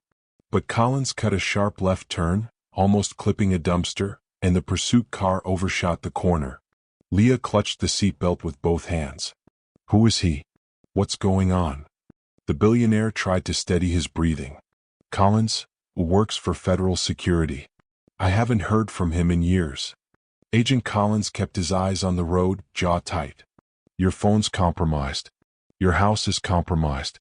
And your investigation?" It stepped on some very powerful nerves. "No kidding," the billionaire muttered. Collins didn't laugh. "Not even close. You two are lucky we intercepted the threat before they reached you inside that house." Leah stiffened. They were going to break in? They were already moving toward the back door. The billionaire swallowed hard. Leah's voice shook. "Why are they doing this? Why do they care about my dad's notebook?" Collins hesitated. "Because that notebook contains more than you realize." Leah's grip tightened. "Like what?" Before he could answer, Collins turned sharply into a private access road near an old industrial zone. Security lights flashed overhead. Two armed personnel stepped out from a booth and raised the gate after scanning the vehicle. The billionaire frowned. "Where are we going?" Collins finally looked back at him in the mirror. "To brief you," he said. "The White House needs you, Cameron." Leah's eyes widened. The billionaire stared at Collins. "Don't start with that. I walked away years ago. You were never really gone." "Not to us," Collins replied. "And not to them." Cameron's jaw tightened. He had known this day might come. Just not like this. The car rolled to a stop inside a secured underground garage. Steel walls, reinforced ceilings, rows of government vehicles. Leah shivered. The place felt cold, sterile, and intimidating. Collins opened the door. "Let's get inside." He guided them through a biometric checkpoint. The billionaire was scanned instantly, a confirmation of his identity in a system he once helped design. "We'll talk in the situation room," Collins said. "You both need to understand what we're dealing with." Leah followed closely, her fear shifting into a braver, quieter determination. She wasn't backing down. Not after everything her father endured. Inside the room, screens displayed maps, documents, and digital trails. A woman in a navy suit looked up from a tablet as they entered. "Mr. Reeves," she said, standing. "I'm Deputy Director Carson. We've been trying to reach you for months." "Trying?" Cameron repeated. "Or monitoring?" Collins cleared his throat. Carson didn't deny it. Leah sat beside him at the long table. Her fingers brushed the notebook in her lap. She never let it leave her sight. Carson placed several printed documents in front of them. "These names," she said, "appear in both your father's notes, Leah, and in a separate federal corruption inquiry." Leah leaned forward. "My dad discovered all this?" Carson nodded slowly. He uncovered a financial trail connecting a private contracting group to several officials. Funds were being moved illegally, laundered through what was supposed to be routine shipments at the warehouse. The billionaire's stomach clenched. "Government money?" "Government money," she confirmed. Leah swallowed. "So my dad, he wasn't just a witness?" Collins answered this time. He was one of the first people to see the numbers didn't add up. His report was flagged and intercepted before it reached a supervisor. Leah blinked rapidly. Intercepted by who? Carson exchanged a quiet look with Collins. We believe someone inside the agency blocked it, she said. Which means this wasn't just a cover-up. It was a coordinated operation. The billionaire muttered, and now they're nervous because the evidence survived. And because you, Carson said, went looking for it. The room fell silent. Then Carson placed another document on the table, an incident overview. Leah's breath caught. She knew what it was before she read it. The night of your father's accident, Carson began. That wasn't an accident, Leah whispered. Collins nodded somberly. We believe you're right. Leah clenched her fists. Then why didn't anyone help him? Carson inhaled slowly. Because anyone who tried became a target. That made Leah's eyes fill with a quiet, simmering anger. Not fear. Anger. So what happens now? The billionaire asked. Carson tapped her tablet, pulling up an encrypted file. Now we give you what we couldn't say over the phone or in writing. She turned the screen toward them. A list of names appeared. High-ranking officials, private contractors, corporations, and then a familiar name. The billionaire's face went pale. Leah noticed instantly. What is it? He stared at the screen, breath caught in his throat. My former partner, he whispered. He's involved? Carson nodded grimly. He's one of the leaders. Leah looked between them, confused. Who is he? The billionaire swallowed hard. A man I trusted. The man I built my company with. A man I thought was my friend. Leah leaned closer. So he's the reason they're after us? Not the only reason, Carson said. But he's definitely one of them. The billionaire's chest tightened. Betrayal burned deeper than the danger around them. Leah reached out and touched his sleeve. We'll prove what my dad found, she whispered. We'll finish what he started. He met her eyes. Despite everything, fear, grief, danger, she wasn't broken. She was rising. Carson closed the tablet. Cameron, the White House wants you on a classified advisory task. They believe your family's involvement puts you in a unique position. Leah blinked. Family? Cameron looked at her. Carson caught the look and softened slightly. You're connected now too, Leah, she said. Because your father's bravery lit the spark. Leah's chin lifted. Then I won't let it go out. Just as Carson opened her mouth to continue, the door burst open. A second agent rushed in breathless. Director, we have a problem. Cameron stood. What happened? The agent pointed at the monitors. We traced a breach. Someone hacked the entry logs. Collins cursed under his breath. Carson's face went cold. What are you saying? The agent swallowed. They know you're all here. Leah grabbed Cameron's arm. The screens flickered. Security footage from outside. Black SUVs. Multiple. Approaching fast. Not one. Not two. But 5. The billionaire whispered. This was supposed to be the safe place. Carson didn't hesitate. Escort them out, now? But before they could move, the lights cut out. The room sank into darkness. Leah gasped. Cameron reached for her. And a voice echoed through the building's PA system. Calm, familiar, chilling. Cameron, we warned you. Rain swept across Atlanta that night, turning the sidewalks into rivers and everything else into a blur of color and noise. For most people, it was just another storm. For Carter Dawson, it felt like the sky itself was cracking open, mirroring the fracture inside him. He stood by the living room window, watching the streetlights smear across the glass, replaying the same question in his mind. Why would someone want to tear him down like this? The hit piece video was spreading fast, edited, framed, and weaponized to paint him as a heartless, greedy mogul who exploited the very people he spent years trying to uplift. It wasn't just a smear. It was personal, precise, calculated. Like someone had studied him long enough to know where to land the deepest cut. Across the room, little Journey sat curled beside her mother, tapping her fingers anxiously on the couch arm.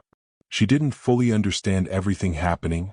Carter could see that in her eyes, but she understood enough to be worried.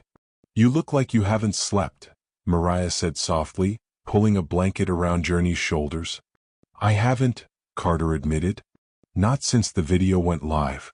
He hadn't slept for another reason too, but he didn't have the courage to speak that aloud. Not yet.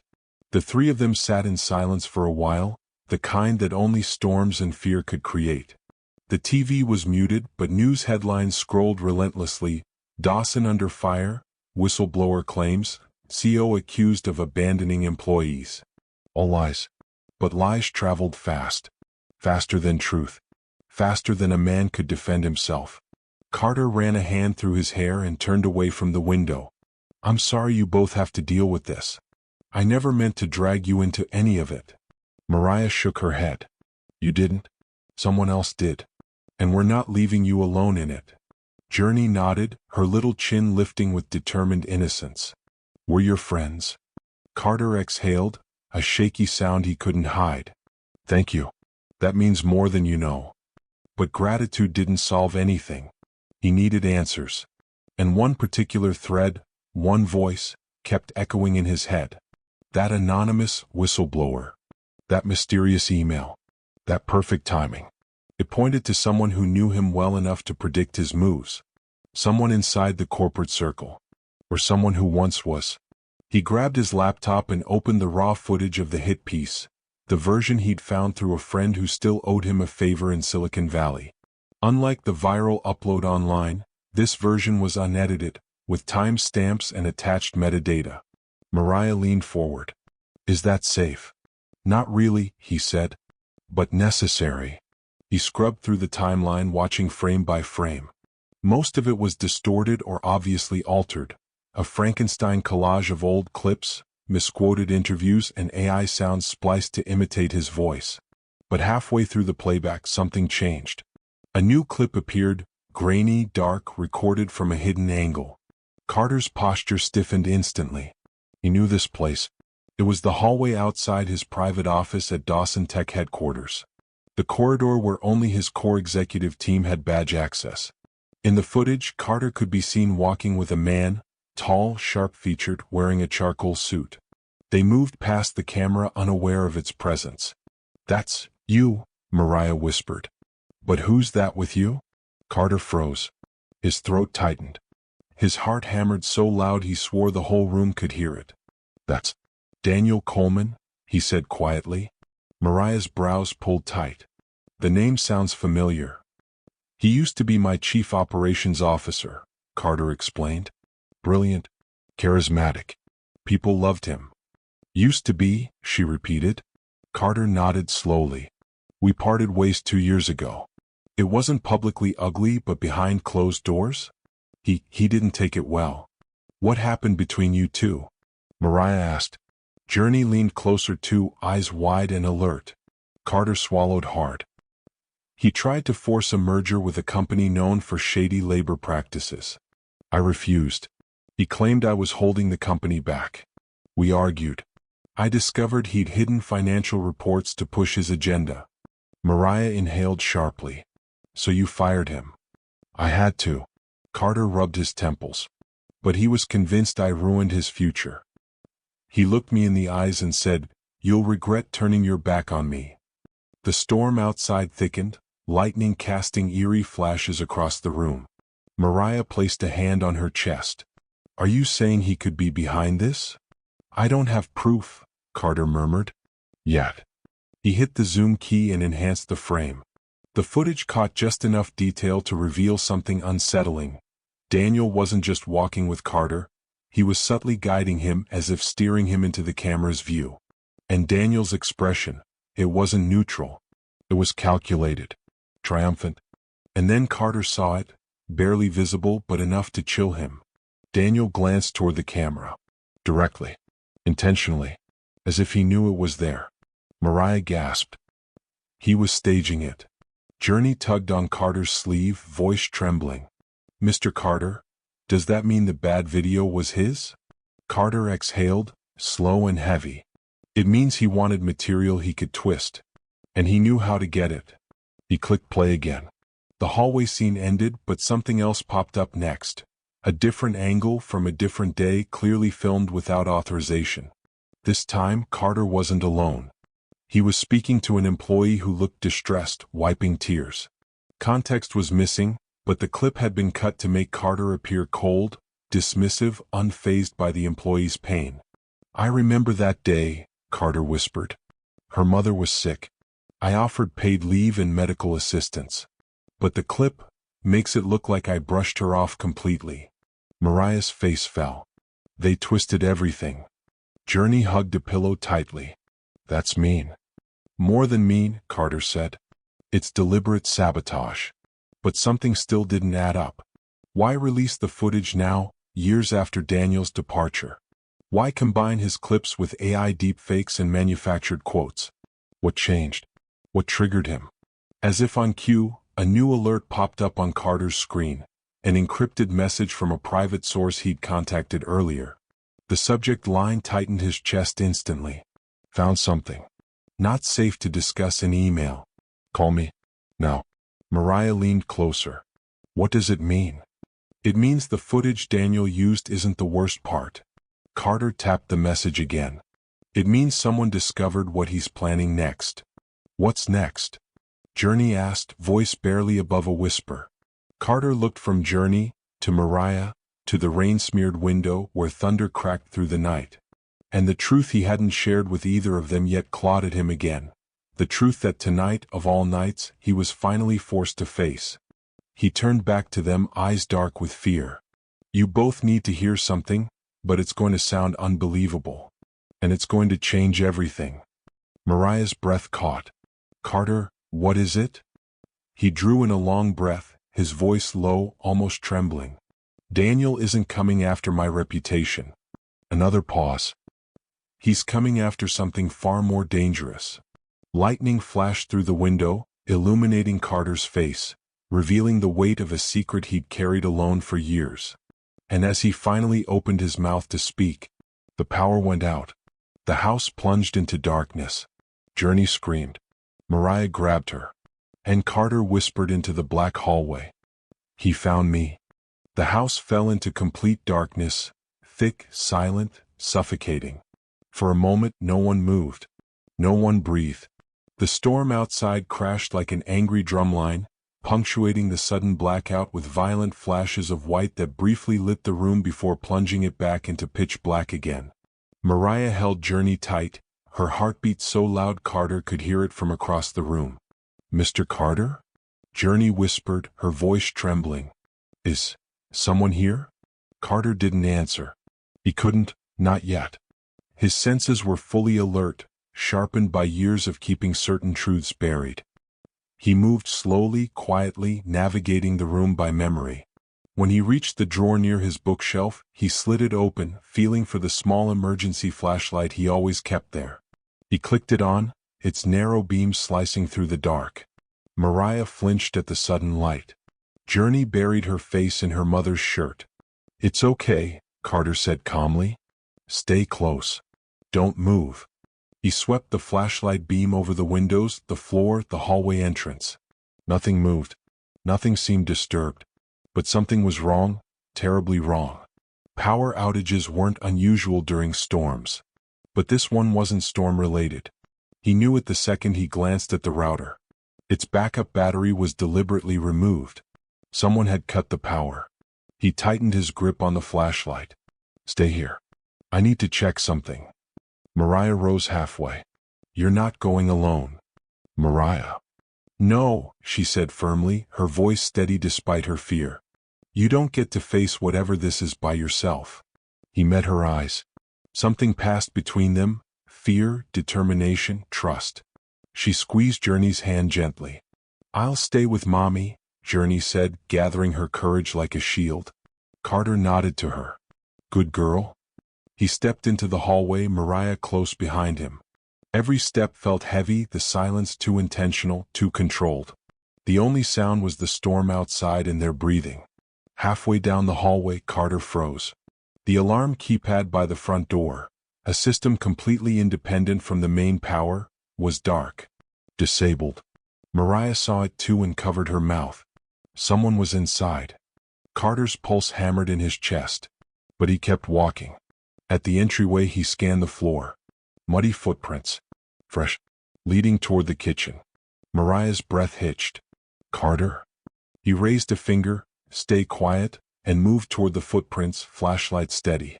When he reached the kitchen door frame, he stopped cold.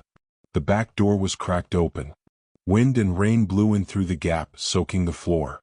Lightning flashed, illuminating the room in a wash of white. Carter stepped closer. And that's when he saw it. A small, black device lay on the counter, no bigger than a matchbox. Slick, matte, designed for one purpose. A signal jammer. Mariah whispered, "What is that?" Carter exhaled slowly. A professional-grade device. Someone didn't just break in, they wanted to blind the house. Another lightning flash revealed something else. A folded sheet of paper weighed down by a kitchen magnet. Carter grabbed it quickly. The note contained only 5 words. "We're not finished, Carter." No signature. But he didn't need one. Mariah pressed her palm to her chest.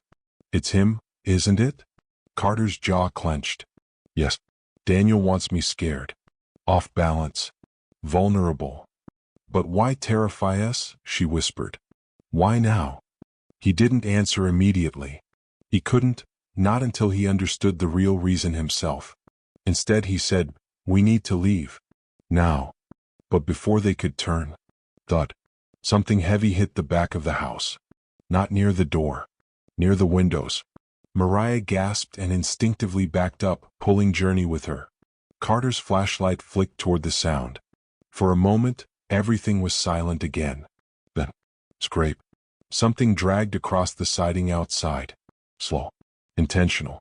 Testing. The storm masked some of the noise, but not enough. Whatever, or whoever, was out there wanted them to hear. Journey whimpered. "Mommy, he's coming in." Mariah held her tighter. "No, baby. We're okay. Carter's here." Carter scanned the kitchen, looking for anything he could use as protection until they made it to the car. He grabbed a heavy fireplace poker leaning by the wall, one of the decorative pieces Mariah thought he kept for aesthetic. No, he kept it for emergencies. He guided them back into the living room. The flashlight trembled in his hand, not from fear, but from adrenaline so intense it almost numbed his fingers. "Mariah, take Journey to the hallway closet. Wait for me there." She shook her head. "We're not hiding from this man forever." "You won't be," he said. "But right now, I need you two safe." He placed the flashlight gently into her hand. The second the light shifted toward her face, he realized something he couldn't ignore. Mariah wasn't just frightened. She was furious. Her protective instincts flared behind her eyes, stronger than the fear that quivered in her breath. She whispered, "Come back to us. You hear me?" He nodded once. Mariah hurried Journey toward the closet, her grip tight but steady. Carter stepped forward again, entering the living room fully. Lightning flashed behind him. And Carter saw the silhouette of a man through the front window. Tall, still, watching, waiting. His heart seized. The poker tightened in his hand. The storm roared louder, as if trying to drown out the danger pressing itself against the house. Carter whispered to himself, "Daniel, what are you doing?" He moved toward the window slowly, cautiously, ready to defend the people behind him with every breath in his body. Another flash. The silhouette was gone. Vanished. Carter exhaled sharply, scanning the yard. Nothing but rain and wind. But he knew better. Daniel didn't make noise unless he wanted to. Which meant this was a message. A warning. A declaration of war. Carter backed away from the window. As he turned. Knock. Knock. Soft. Precise. At the door only feet away. Carter froze. Every nerve in his body screamed danger. The knocks came again. 3 slow taps. Then a voice, calm, familiar, dripping with taunting civility. "Open the door, Carter." Mariah and Journey, listening from the hallway, gasped loud enough for him to hear. Carter's grip on the poker tightened. Because the voice wasn't Daniel's. It was someone far worse. Someone he never expected to hear again. Someone who should have been gone. Carter stepped toward the door, pulse racing. His breath trembled. The voice repeated, even softer this time. "Let's finish what we started." The house seemed to shrink around Carter as the knocks echoed through the wood again, 3 measured taps that carried too much confidence to belong to a stranger. Mariah clutched Journey inside the hallway closet, both of them frozen, listening, waiting. The air felt too cold, too still, as if the storm outside had crawled into the walls. Carter didn't move at first. He couldn't. That voice, the calmness of it, the arrogance stitched between each syllable, did not belong to Daniel. It belonged to a ghost from a life Carter had tried his entire adulthood to outrun. He swallowed once, forcing his breath steady. The voice came again, slightly amused this time. "Carter, you can open it, or I can open it for you." A calm threat, spoken like a man who already believed he owned the outcome. Carter stepped forward slowly, positioning himself between the door and the hallway where Mariah and Journey hid. He gripped the fireplace poker tightly, his knuckles whitening. Lightning flashed behind him, illuminating the foyer in brief, cruel bursts. He took a slow breath, reached for the doorknob, and stopped. He wasn't suicidal. He wasn't reckless. And he wasn't about to hand over control. "Who are you?" he demanded through the door. "Say your name." A silence followed, brief but deliberate. Then the voice replied, "Come now. You don't forget a man like me." Mariah's breath caught from behind the hallway door. She recognized something in the tone too, a darkness that didn't belong to Daniel's type of corruption. Carter pressed his shoulder against the door, steadying himself. "Say it," he insisted. A soft laugh floated through the stillness. "After everything I built for you, everything I cleaned up for you, this is how you greet me? By pretending you don't know me?" Carter's blood ran cold. He knew the voice. He knew the man. He knew the history buried behind him. But that man was supposed to be gone. Far gone. Dead, or as close to dead as the world believed him to be. The voice grew more patient, more condescending. "Fine," the man said. "If you need help remembering, open the door and let me refresh your memory." Mariah whispered from the hallway, "Carter, don't." He didn't. Not yet. Instead he took a step back, poker raised, and called out, "Your name." The man sighed, for real this time, not for effect. "All right," he said finally. "If you insist, it's Raymond." Mariah's eyes widened in the darkness of the closet. Carter felt the name slam into him like a physical blow. Raymond. Raymond Hale. The man who once served as the silent fixer for Carter's father's corporation. A shadow who used to make problems disappear. A ghost who cleaned up scandals before they reached the boardroom doors. A man who had disappeared after the last internal investigation, rumored to have been bought out, exiled, or worse. A man Carter prayed he'd never see again. Raymond chuckled as if savoring Carter's silence. "There it is," he said. "Recognition. Knew you still had it in you." Carter lowered his voice. "What do you want?" Raymond's tone softened, but not kindly. "To help you, of course. You're in trouble, son. Big trouble. And I'm the only one who knows how to clean this kind of mess." Carter felt anger spark at the word son. Raymond had no right to call him that. Not anymore. "You're working with Daniel," Carter said. "Working with?" Raymond repeated with mock offense. "No. Daniel works for me. Though I must say, he's been sloppier than I expected. Letting a little girl sniff around? Allowing an old notebook to resurface? Amateur mistakes." Mariah sucked in a quiet breath. Raymond chuckled, clearly amused. "Ah, so you're not alone in there." His voice dipped lower, almost taunting. "Is it the woman? The one with the daughter? The pair you've grown attached to?" Carter stiffened. Raymond hummed as if confirming a theory. "Thought so. You've always been predictable when it comes to protecting strays." Carter swung open the hallway door slightly and whispered urgently, "Stay quiet. Don't move." Journey clung to her mother, silent tears streaking down her cheeks. Raymond tapped on the door again. "Carter, open it. Let's have a civilized conversation before Daniel does something uncivilized." Carter clenched his jaw. "He was here tonight." "Yes," Raymond replied casually. "He was checking the perimeter. Making sure you understood how quickly things escalate when you go digging." Carter's grip on the poker tightened. Raymond lowered his tone. "I told him not to scare the girl. You know how I feel about children. They complicate things." Mariah couldn't help the small gasp that escaped her. Raymond heard it and smiled. You must be Mariah. Shame we're meeting like this. I've heard very little about you, which means Carter must care for you more than I expected. Carter's heart pounded. Leave them out of this. That, Raymond said, is entirely in your hands. Carter moved closer to the door. What do you want from me? Raymond's answer came without hesitation. Your cooperation. Lightning illuminated the windows again, and in that split second, Carter saw a figure standing outside near the driveway, Daniel watching quietly, hands in his pockets. It wasn't a threat. It was a warning. They were surrounded. Raymond continued, You've read too much in that notebook. You've made inquiries you shouldn't have.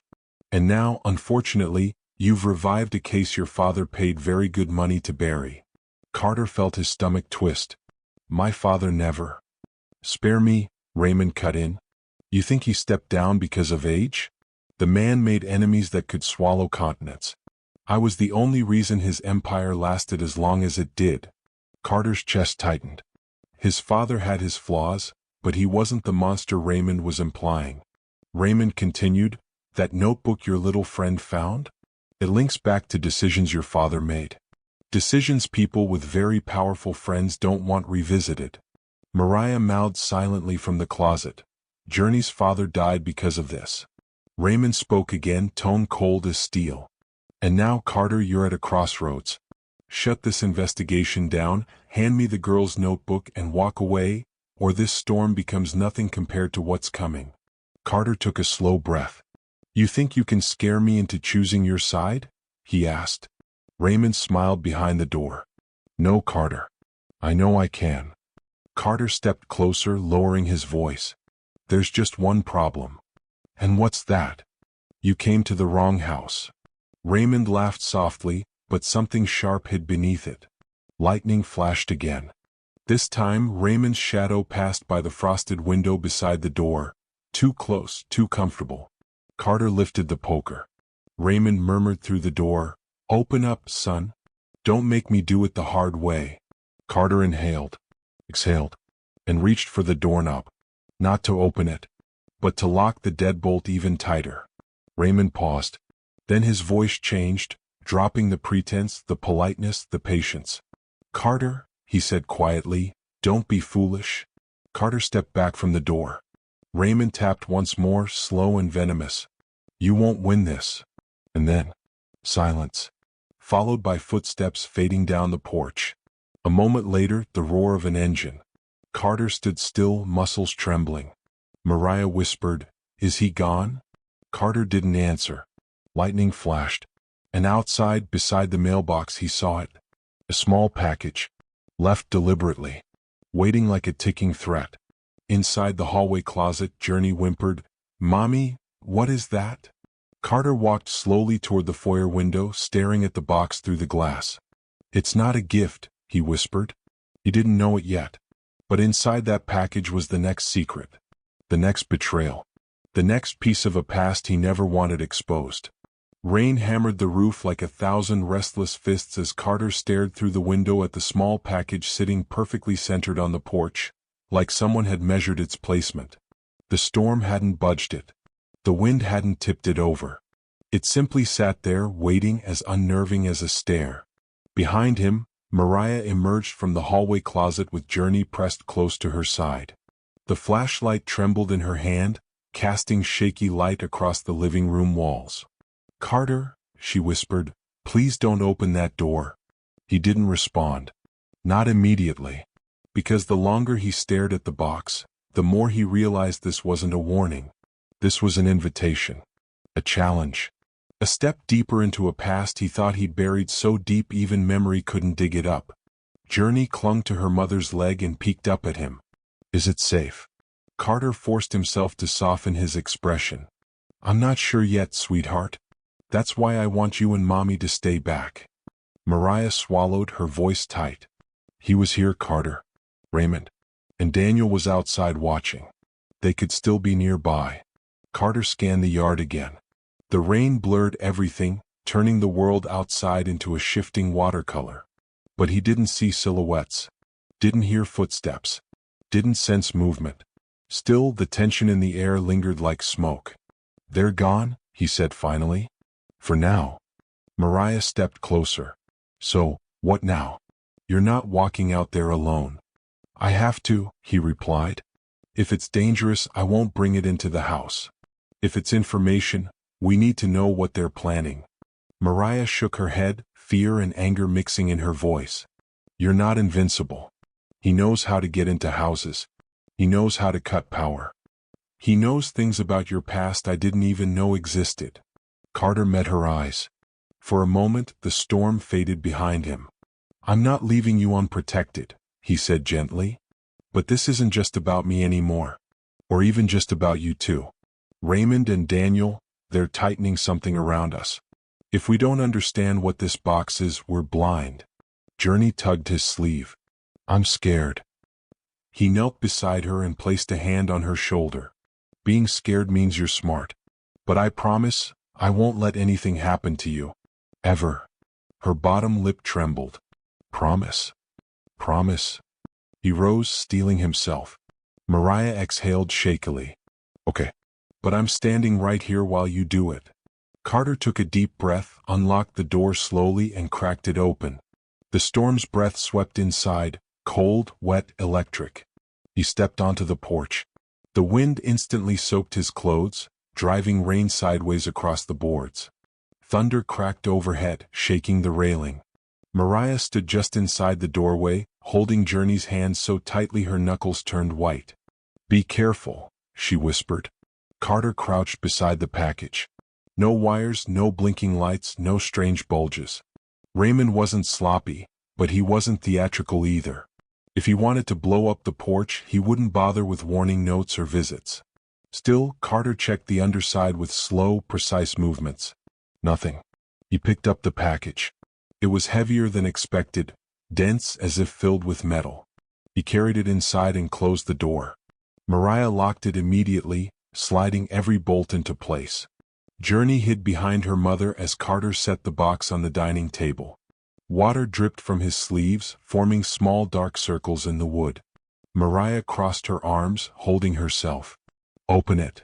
Carter nodded, grabbed a kitchen knife and carefully sliced the tape. Inside was something wrapped in black fabric. Smooth. Expensive. Raymond's signature style. He unfolded it slowly. Mariah gasped. Journey covered her mouth. Inside the black cloth was a photograph. A large one. Glossy. Too crisp, too recent. It showed Carter, standing in the grocery store parking lot 2 days ago, smiling down at Journey as she handed him a small drawing she made of the three of them. Someone had taken the photo from afar, but the image was clear. Intimate. Precise. Violating. Mariah whispered, "He's been watching us since then." But there was something else beneath the photograph. Another piece of paper. Carter lifted it with trembling fingers. It was a copy of an old contract. Yellowed edges. Corporate letterhead from his father's empire, Hale Industries. Dozens of signatures. Legal jargon. Non-disclosure clauses. But one name stood out. A name followed by a shaky signature. Journey's father. Mariah's breath hitched. "What is that?" Carter stared at the signature in disbelief. "He worked with your father's corporation," Carter murmured. "Years ago." Mariah blinked hard, trying to understand. "What?" "No, he was a warehouse supervisor. A contractor. He never told me anything about." Carter's voice deepened.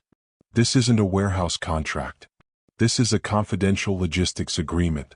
These were only given to people involved in sensitive shipments or internal investigations."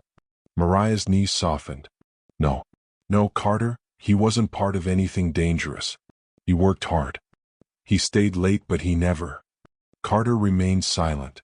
Because the truth was complicated, dangerous, and far worse than either of them imagined. He reached deeper into the box. There was a flash drive. Small. Silver. Nearly weightless. A note was attached to it. Only 3 words. "Ask her why." Mariah's breathing stopped. Journey looked between them with wide, frightened eyes. "Why is he saying that? Mommy? Why?" Mariah shook her head fiercely. I don't know. Carter, I swear, I have no idea what this is. I didn't even know my husband signed something like that. Carter didn't accuse her. He believed her. But the note wasn't meant to blame her. It was meant to break her. Raymond was playing psychological chess, and he always played to win. Carter held up the flash drive. This is what he wants us to see. Mariah wiped at her eyes. Then play it. Please. Carter hesitated. Whatever was on that drive had the power to change everything. For Journey, for Mariah, for the truth behind the so-called accident. He plugged the drive into his laptop. The screen flickered. A video file popped up automatically, titled simply, Day 14. Mariah covered her mouth, trembling. Carter clicked play. The video opened in a dim warehouse office. A man sat at a desk, face tired, shoulders slumped. He looked older than he was, stressed, worn down, scared. Journey whispered, "Daddy?" Mariah choked back a sob. Journey's father leaned toward the camera and whispered, "I don't know how long I have. Someone needs to know the truth in case I can't finish this investigation." The screen glitched, and then the sound of footsteps behind him. The man looked over his shoulder. Fear erupted in his eyes. Someone off camera said, "You're in over your head." The man turned back to the lens, whispering urgently, "Mariah, I'm sorry. I should have." The video cut to black. Mariah cried out, falling against the table. Journey screamed, "Mommy?" Carter froze. Not because of the video. Not because of the message. Not even because of the danger. But because of the whisper he heard behind the camera. He recognized the voice. Raymond wasn't just involved. He was there on the night Journey's father died. And he wasn't alone. As Carter stared at the dark screen, one sickening realization sank into his bones. The video file was labeled Day 14, meaning there were at least 13 more recordings. And Raymond wasn't planning to give them up willingly. The next morning rolled in under a slate-gray Portland sky, the kind that made the world feel quieter than usual.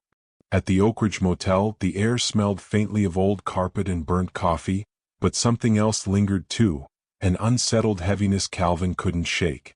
He had barely slept. Every time he closed his eyes, he kept hearing those 6 words again. "Mom," he looked so sad. He didn't know how a child's innocent observation could strike deeper than the most brutal corporate board meeting, but it had. And now that same child, little Brielle, was somewhere out there with a family fighting battles he still didn't understand. And he had a sinking feeling those battles were about to get worse. Calvin pushed himself out of the stiff motel bed and shuffled toward the small door. The moment he pulled it open, his foot brushed against something. An envelope. No return address. No name. Just a single line written in hurried pen. "He's not who he says he is." Calvin blinked. At first he thought it must have been meant for someone else. People didn't know where he was staying, not unless someone had followed him. The thought hit hard, sharper than he expected. Inside the envelope was a single sheet of paper. One sentence. Black ink. Slightly smudged, like the writer had been in a rush. "Meet me near the river bridge tonight. I know the truth about the deal." That deal. The one that cost him everything. His company. His reputation. His freedom. And almost, his sanity. Calvin felt his breath catch in his throat. Every instinct told him this message was a trap. But another part of him, the part that had been desperately piecing together scraps of hope, wondered if it could finally lead to the truth. He folded the note and slid it into his jacket. He didn't have many choices left. Later that afternoon, he headed to the Riverside Diner, hoping a cup of strong coffee might anchor his swirling thoughts. He sat at a booth near the window. From there he could see the parking lot and the street beyond. A precaution he'd developed back when his company first went under. Back when the vultures circled. The waitress, a woman in her late 40s with a warm smile, poured him a coffee. "You look like you've had better days," she said gently. Calvin huffed a quiet laugh. "That obvious?" She shrugged. "Some folks walk in carrying their worries like suitcases. You're carrying a whole airport." It was meant to lighten the mood, but it struck closer to truth than she realized. As she walked away, he noticed someone enter the diner, A tall man in a dark denim jacket, cap pulled low. He kept looking around the room, scanning faces in quick, darting motions. Suspicious. Calvin lowered his head slightly, watching the man through the reflection in the window. The stranger grabbed a seat at the counter, but every few seconds he glanced back at Calvin's booth. That prickling sensation returned. Had someone followed him last night? Or was it connected to the envelope? His pulse picked up. Then, just as suddenly as he'd appeared, the man rose, slipped out the back door and disappeared. Calvin exhaled slowly, but the unease stayed. Around 5 p.m., he made his way toward the community center where Giles was supposed to be dropping Brielle off for an after-school program. He knew he shouldn't be anywhere near them, not with the threats, the fallout, the shadows trailing him. But he also knew Brielle looked up to him in a way he hadn't experienced in decades. He wanted to make sure she was safe. He needed to. He arrived early and sat on one of the benches across the street, pretending to scroll through his phone. Kids were running inside, laughing and tossing backpacks onto the grass.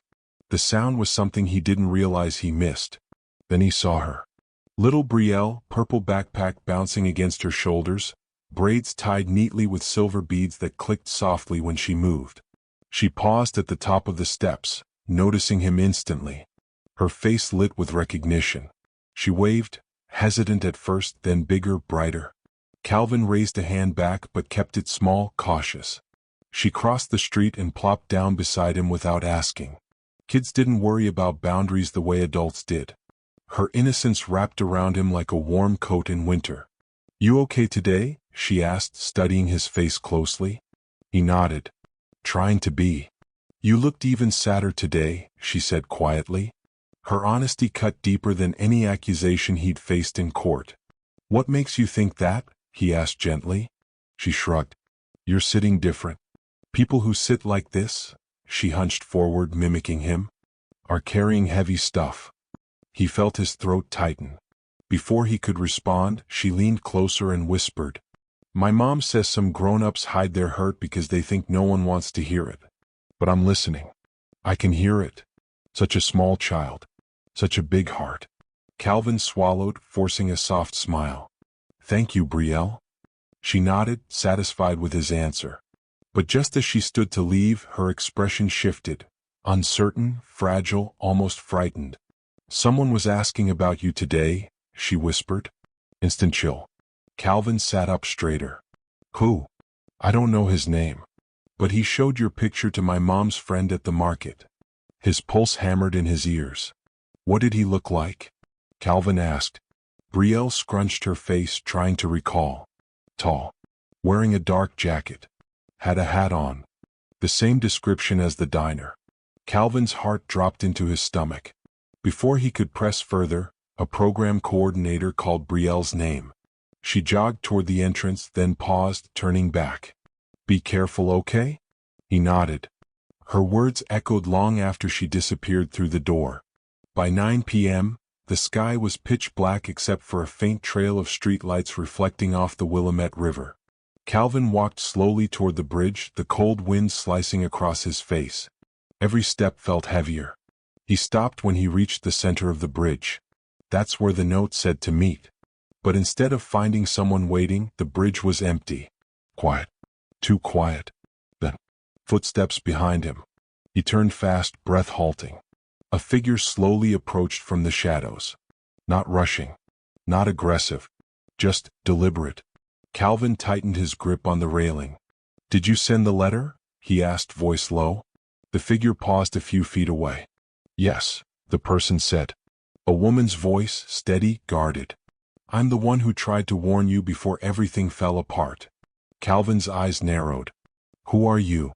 She stepped closer, the dim streetlight catching her face for the first time. And Calvin froze. He knew her. Not well, but enough. She had once worked inside his company. A junior analyst. Quiet. Smart. Invisible in crowds. Her name surfaced like a ghost. Sienna Brooks. She nodded, confirming what his expression already betrayed. "I didn't know who else to come to," she whispered. "But you're in danger, Calvin. Real danger. And it's worse than you think." His stomach tightened. "What do you mean?" Sienna looked around nervously before speaking. The person who framed you isn't done yet. Cold dread rippled through him. Who? He demanded. She hesitated. And then she said a name Calvin wasn't prepared for. A name that twisted his entire world sideways. A name that shouldn't have been possible. A name connected directly to Brielle's family. Calvin felt the words hit him like ice water. The wind off the Willamette River tugged at his jacket, but he barely noticed. His pulse thumped in his ears as he stared at Sienna Brooks, the young analyst who had once been quiet, almost invisible in the offices of Hale Industries. She had grown more confident now, but the look in her eyes was urgent, serious, and heavy with secrets she wasn't sure how to reveal. The person who framed you, she repeated, her voice low, almost trembling. It's connected to Brielle's father. Calvin's stomach dropped. He had suspected many things about Brielle's father's past, but Sienna's tone made it worse. It wasn't just a coincidence or some petty misdirection. It was deliberate, calculated, deadly. I don't understand, Calvin said, trying to steady his voice. What do you mean, connected? Brielle's father wasn't involved in anything illegal. Not beyond what he told me. He was just careful. Sienna shook her head. He didn't want you, or anyone else, to know the full truth. But someone else did. Someone powerful. Someone who's been manipulating events for years. Calvin exhaled sharply. His mind raced. The hit video. The package. Raymond Hale. Daniel Coleman. Brielle's father's mysterious past. It was a web, and he could feel it tightening around them all. Who? He asked again. Sienna hesitated, then looked around, ensuring they were alone on the bridge. You need to understand something. Brielle's father, her real father, was part of an old investigation into corruption at Hale Industries. He wasn't involved in the crimes, but he witnessed enough to be dangerous. Someone at the top decided he had to disappear. And they almost succeeded. Calvin's jaw tightened. He felt bile rise in his throat. So, he was eliminated? Sienna shook her head, grimacing. Not entirely. He left breadcrumbs. Notes, files, evidence, things he trusted only Brielle's mother to safeguard. But the people who framed you, they found some of it. They want the rest. They want Brielle's family legacy buried, permanently. The wind howled over the bridge. Calvin looked out at the dark, rippling river below. His chest tightened. He realized in that moment how much danger they were all in. Not just him. Not just Sienna. Not just Brielle or Mariah. This was bigger than anything he had anticipated. Bigger than Hale Industries. Bigger than revenge or money. This was about control. And the connection to me? He asked cautiously. Why involve me? Why send me the letter? Sienna's eyes met his. Because you're the only one who can protect Brielle now. You're the only one with the resources, the knowledge, and the determination to stop them. They underestimated you, and they don't know how much you care. Calvin swallowed hard. Her words stirred a mix of fear and determination within him. He had spent months hiding, running, fearing for his life, but now there was no running. The stakes were higher than ever. He looked down at the package in his hands from last night. The photograph, the notebook, the flash drive, all pieces of a puzzle he hadn't realized he was already holding. And now Sienna had just handed him the missing piece. Brielle's father had left evidence, but it was being hunted. And if it fell into the wrong hands? He shuddered. Where do we start? He asked. Sienna hesitated. There's a safe deposit box in downtown Portland. Your father and Brielle's father used it. The combination was hidden in documents Brielle's father left behind. That's our next step. But it's not going to be easy. Daniel and Raymond know you're onto them. They'll try to stop you. Calvin's stomach twisted with dread. Every step he took from now on would be watched, monitored, and anticipated. Every move could be a trap. But he knew he had no choice. For Brielle. For Mariah. For the truth. Then we go now, he said firmly. Sienna nodded. Good. But one more thing. You need to know Raymond Hale doesn't play by normal rules. He won't hesitate to use Brielle or her mother as leverage. Be careful. Trust no one outside this circle. Calvin clenched his fists, resolve hardening. I won't let them hurt her. Not again. They moved quickly through the city streets, keeping to the shadows, careful to avoid cameras and anyone who might recognize them. Sienna led him down narrow alleyways and over pedestrian bridges until they arrived at a small, almost hidden parking garage near downtown Portland. Inside, Calvin's mind raced. The safe deposit box awaited, but so did danger, lurking in ways he couldn't yet see. Sienna stopped in front of a weathered steel door. She took a key from her pocket, inserted it, and the lock clicked open. The smell of dust and rust wafted out. "This is it," she said. "Everything we need is in there. But we need to move fast. If Daniel or Raymond realize we're here, we won't have a second chance." Calvin took a deep breath. He stepped into the darkness with her, flashlight cutting through the gloom. Rows of boxes and safety deposit lockers lined the walls. Sienna led him to a specific locker, her hands shaking slightly as she punched in the combination. Click. The door swung open. Inside, among papers, folders, and old electronics, was a small black case. Calvin lifted it carefully. His pulse raced.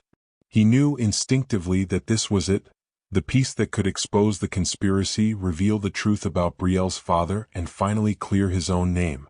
But as he opened the case, a sudden sound echoed behind them, a soft metallic click. Calvin spun around. A shadow moved in the corner. And for the first time since this nightmare began, he realized they weren't alone. The footsteps drew closer.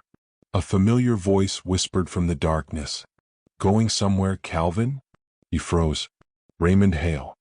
The metallic click echoed in Calvin's ears like a hammer striking glass. Every instinct screamed danger. He barely had time to react before Raymond Hale stepped from the shadows, his tall frame dominating the dimly lit garage. The storm outside raged in the distance, but inside the air was thick with tension, almost suffocating. "You really thought you could sneak in here unnoticed?" Raymond's voice was calm, almost polite, but every syllable carried a threat. His eyes, cold and calculating, locked onto Calvin. Calvin's mind raced. Safe deposit boxes, flash drives, hidden contracts. Everything they had just uncovered was at risk. He tightened his grip on the black case, feeling its weight as if it anchored him to a reality he couldn't afford to lose. Sienna stepped forward, placing herself slightly in front of Calvin. "Raymond, this doesn't have to get messy," she said, her voice firm despite the quiver that betrayed her fear. Raymond smiled, a thin, predatory smile. "Messy? No, Miss Brooks. I prefer efficient." He gestured toward the lockers. "Give me the case and perhaps you leave here intact." Calvin shook his head. "Not happening. Brielle's father trusted this to protect the truth. I'm not handing it over to you." Raymond's expression darkened. He moved closer, deliberate, measured. Each step echoed against the concrete walls like a countdown. "You're brave," he said softly. "But bravery doesn't save you from the consequences of curiosity." Before Calvin could respond, a sudden metallic clang sounded behind him. Sienna had dropped a small, heavy wrench she had grabbed from a nearby utility shelf. It rolled across the floor, momentarily catching Raymond's attention. Calvin used the distraction, swinging the black case as a shield and sprinting toward the garage exit. Raymond recovered instantly. "You think running will save you?" he barked. But Calvin wasn't running to escape. He had a plan. He guided Sienna through narrow corridors between the lockers, weaving carefully to avoid surveillance cameras he assumed Raymond had set up. His heart hammered, adrenaline surging through his veins. As they rounded a corner, they spotted an emergency exit door. Calvin shoved it open, the cold wind from the outside hitting him full force. The rain soaked his clothes instantly, but the chill invigorated him. Every sense sharpened. He could hear Raymond's footsteps behind them, precise and unrelenting. "Split!" Sienna shouted, pointing toward two stairwells leading in opposite directions. "Take the left." Calvin didn't hesitate. He turned sharply, guiding her down the wet concrete steps. Their shoes splashed, echoing in the stairwell. Every turn felt like a gamble. Every step was a chance to be caught. At the bottom, they found a small maintenance door leading to a narrow alley behind the garage. Calvin kicked it open and emerged into the dimly lit back street. Rain slicked the pavement, reflecting the neon glow of nearby signs. For a moment they had space. Calvin crouched behind a dumpster, peering back toward the garage entrance. Raymond wasn't far behind. Two men, tall, dressed in dark jackets, henchmen no doubt, emerged from the garage, scanning the alley. Calvin swallowed hard. They were outnumbered, yes, but not hopeless. Not yet. Keep moving, he whispered to Sienna. We need to reach the safe house. It's only a few blocks east. Sienna nodded, clutching the black case tightly. Her face was pale, but her eyes burned with determination. They sprinted across the wet streets, careful to stay in shadows, avoiding streetlights as much as possible. The storm masked some of their movements, but Calvin knew it wouldn't be enough to elude trained pursuers for long. Halfway to the safe house, Calvin felt a surge of panic. There was no way Raymond would let them escape unchallenged. He ducked behind a parked SUV, catching his breath. Sienna crouched beside him, shivering. He's relentless, she said, her voice barely above a whisper. Calvin nodded. I know. But he's predictable. He always underestimates one thing: people protecting what they love. They continued, moving through alleyways and side streets until the outline of a small townhouse came into view. Calvin had rented it discreetly weeks ago, knowing it might serve as a hideout if things went wrong. As they approached, Calvin noticed movement near the front steps. Someone crouched, partially hidden. He froze. Sienna whispered, "Trap?" Calvin's instinct screamed. He moved slowly, hand on the case, and peeked around the corner. It was not a trap. It was a person. A young man, perhaps in his early 20s, drenched from the rain. He looked nervous, shifting his weight, glancing repeatedly toward the street. Calvin stepped forward cautiously. Who are you? The young man raised his hands. Oh, I'm with Brielle's mom. She sent me. She said to help you get inside safely. Relief mixed with tension in Calvin's chest. He let Sienna take the lead while he followed, keeping the case close. Once inside, they locked the door and bolted every bolt. The townhouse was modest but secure, with basic furnishings and enough space to strategize. Calvin set the black case on the small kitchen table. He exhaled slowly, finally allowing himself a brief pause. Sienna approached, glancing nervously at the windows. We can't stay long. Raymond knows we're here, and he's not the type to wait politely. Calvin nodded. Agreed. We have the case, the evidence is safe for now, but we need to plan our next move carefully. This is bigger than just us. Bigger than Raymond. Bigger than Hale Industries. A sudden knock at the front door made them both jump. Who is it? Calvin whispered, moving to the peephole. No one visible. Another knock. Softer this time. Cautiously, Calvin cracked open the door just enough to see a small envelope slid underneath. He bent down and picked it up. Inside, another note, written in the same hurried handwriting as the first. You're too slow. Daylight won't save you. They're coming. Calvin's heart sank. Raymond and Daniel weren't just watching, they were escalating. Every move they made from now on would be countered. Every plan they executed would be anticipated. Sienna glanced at him, her face pale. We can't wait. We have to act before they strike again. Calvin nodded grimly. He knew she was right. But as he looked at the black case, the evidence, the notes, and thought about Brielle and her mother, he realized the danger was no longer abstract. It was personal. And Raymond Hale wasn't finished yet. Mini cliffhanger. Suddenly, a loud crash came from the back of the townhouse. Someone had broken in. Calvin and Sienna spun around.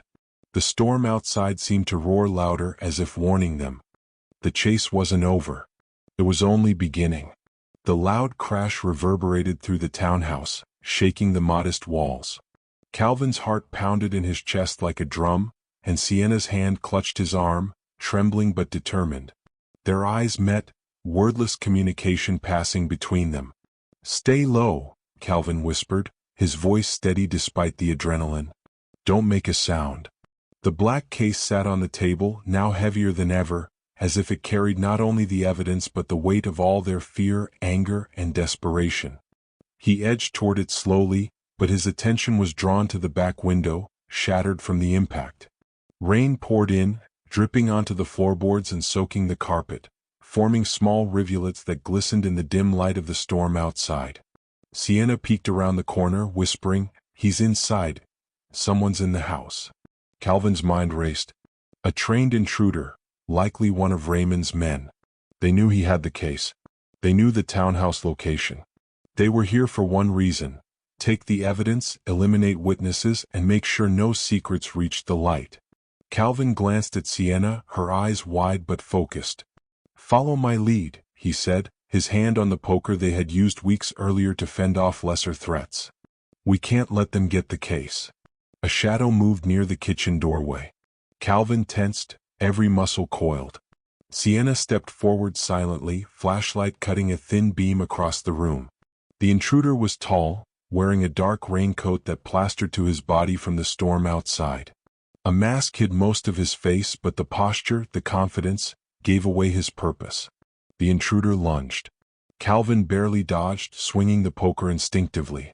It connected with a heavy thud. The man stumbled but recovered, grabbing a metal chair to defend himself.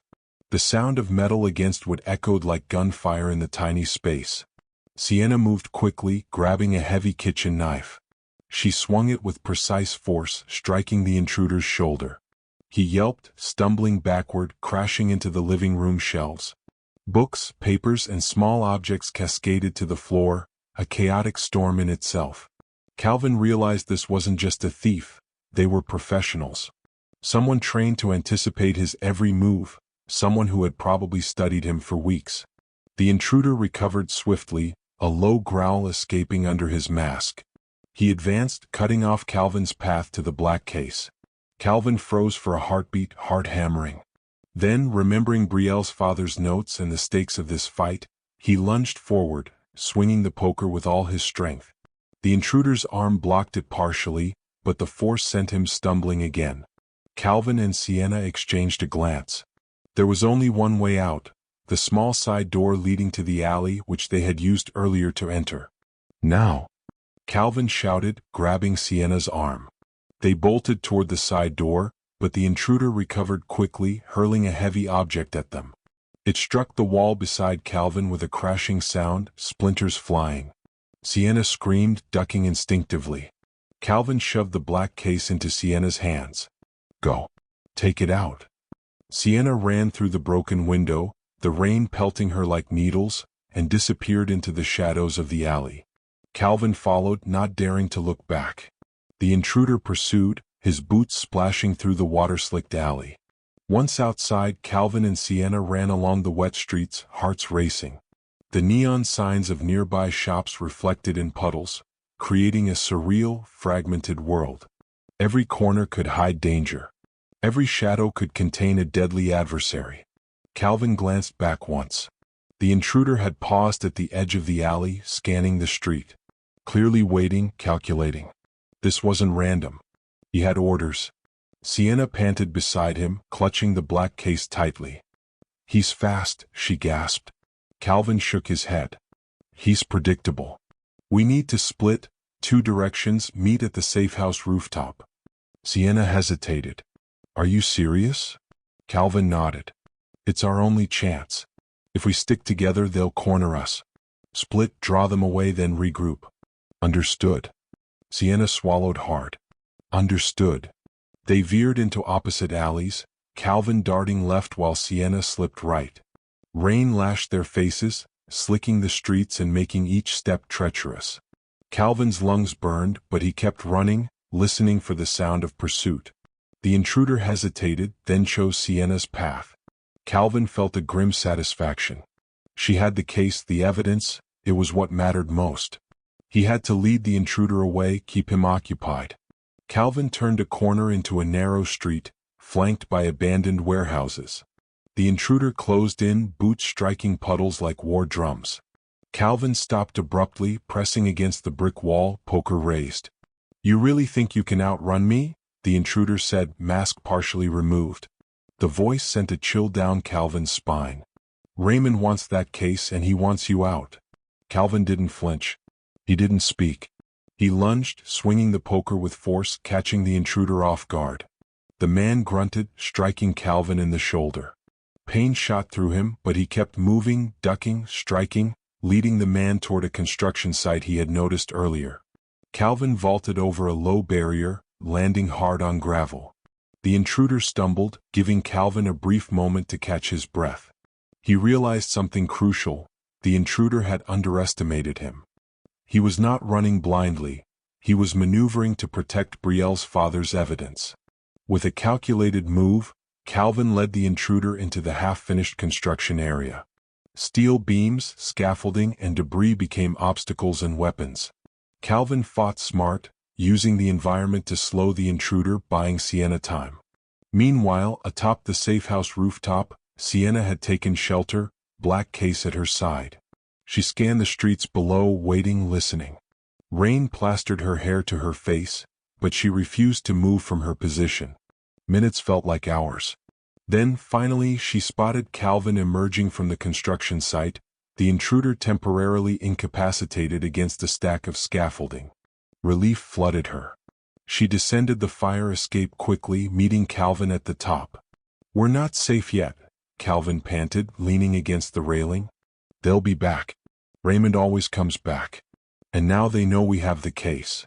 Sienna nodded, her hands still trembling around the black case. "Then we need a plan. Before they find us again." Calvin looked out over the rain-slicked city of Portland. The storm reflected the chaos of their lives, unpredictable, relentless, and unforgiving. But beneath the fear and adrenaline, determination burned. They had survived the ambush.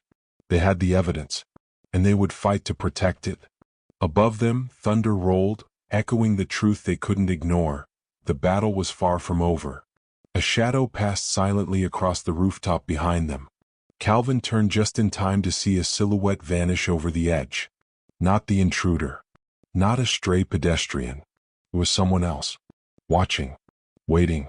Calvin's breath caught in his throat as he stared at the shadow disappearing over the edge of the safehouse rooftop. Rain's slicked hair clung to his forehead, his heart hammering in tandem with the storm. Sienna gripped the black case tighter, eyes wide, scanning every corner of the rooftop. "Did you see that?" she whispered. Calvin nodded, eyes narrowing. "Yeah. And they're not gone. Not yet." A chill ran down his spine. Whoever had just passed the rooftop wasn't the intruder from the alley. This silhouette moved differently, calculated, deliberate, silent. A professional. A hunter. And they were close enough to see the storm-driven rain plastering their clothing. Sienna swallowed hard. "We can't stay here. They'll figure out our safe house eventually." Calvin's mind raced. The rooftop offered a vantage point, but it was exposed. Every streetlight, every reflective puddle on the rain-slick streets below made them visible. Staying meant waiting for trouble. Leaving meant risking another ambush. He reached for his phone, thinking of calling Brielle and Mariah, but remembered Raymond's reach. Any contact could be intercepted. They needed a plan, a careful one. Calvin scanned the city below, eyes sharp against the rain. "We'll move," he said finally. "But not by streets. We'll go through the maintenance tunnels under the city. They connect to the north side near the river. Fewer cameras, fewer people watching." Sienna's brows furrowed. "You've been here before?" He shook his head. "Not exactly. But my father's old company records include schematics of the city utilities. There's a network of service tunnels, forgotten but navigable. If Raymond's men are watching the streets, the tunnels give us the advantage." Sienna nodded slowly. "All right. But we move fast. I don't want to be caught down there, trapped." Calvin's gaze flicked to the black case. "Neither do I. That case is more than evidence, it's our lifeline." They climbed down the fire escape, rain soaking them instantly, making every rung slick. Calvin's hands gripped tightly, muscles straining against the cold metal. When they reached the alley below, Sienna took the lead, navigating puddles and debris with nimble steps. Calvin followed, alert for any sign of pursuit. Ahead, a nondescript manhole cover marked the entrance to the service tunnels. Calvin crouched to remove it, muscles burning. Rain poured through the opening, mixing with the faint stench of the underground. "Ready?" he asked. Sienna nodded, taking a deep breath. "As I'll ever be." They dropped into the darkness, the chill of the tunnels immediately surrounding them. Their flashlight beams pierced the black, revealing damp walls, rusted pipes, and the occasional graffiti marking a forgotten corner of the city. As they moved deeper, Calvin couldn't shake the feeling they were being followed. Every drip of water from above, every echo of their footsteps, made him tense. Sienna clutched the case as if her life depended on it, which in a way it did. Then, in a narrow chamber, Calvin spotted something strange, a folder wedged between two old maintenance boxes. Curious, he reached for it. Inside were photographs, dozens of them, mostly of Brielle's father, Brielle as a baby, family gatherings, documents being signed. But mixed in were images of Calvin, taken recently. From the grocery store, the cafe, even outside the motel. Someone had been following him, documenting every step. Sienna gasped. They know everything, they've been watching us for weeks. Calvin nodded grimly. And now we know why Raymond Hale is desperate. He thinks he can corner us, control the narrative. But this, he tapped the folder. This can expose them. Suddenly, a flash from the corner of the tunnel caught Calvin's eye. A figure emerged, backlit by the dim light of a distant opening. Calvin raised his poker instinctively but then froze. It was Brielle. Alone. She must have slipped away from Mariah. Her small form was drenched from the rain, hair plastered to her forehead. In her hands she clutched a small envelope, likely another message from her father's hidden evidence. Calvin's heart clenched. Brielle, what are you doing here? She looked up, eyes wide but determined. I wanted to help. I know you're trying to protect us. I can carry messages like Daddy did. Sienna stepped forward cautiously. Brielle, this isn't safe. You shouldn't be here. But Calvin knelt to her level, holding her shoulders. You're brave, kiddo. But this is dangerous, more dangerous than you realize.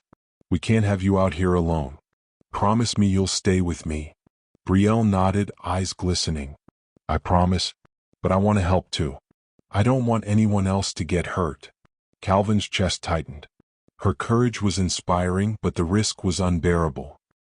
He glanced at Sienna, who gave a small, tense nod. They would have to adapt. The child was now part of their mission. As they continued through the tunnel, Calvin's instincts screamed. The narrow, winding paths offered perfect cover for an ambush. Then, from the shadows ahead, came the unmistakable sound of boots striking the concrete floor. Multiple sets. Calvin froze, signaling Sienna and Brielle to hide behind a support pillar. The intruders moved silently but with purpose. Calvin counted at least 3, trained, coordinated. Raymond's men. The men stopped a few feet from their hiding spot, whispering among themselves. Calvin held his breath. Any wrong move could reveal their position. One of the men bent down, inspecting the tunnel floor. Calvin noticed the glint of a weapon in his hand. Suddenly, the youngest intruder whispered, "They're here. I know they are. Keep looking." Calvin's heart raced. They had to act fast. He nudged Sienna. On my mark. Distract them. Get Brielle out. Sienna's eyes widened but she nodded. Calvin gripped the black case. 1, 2, 3 steps, then a sharp shout. Over here.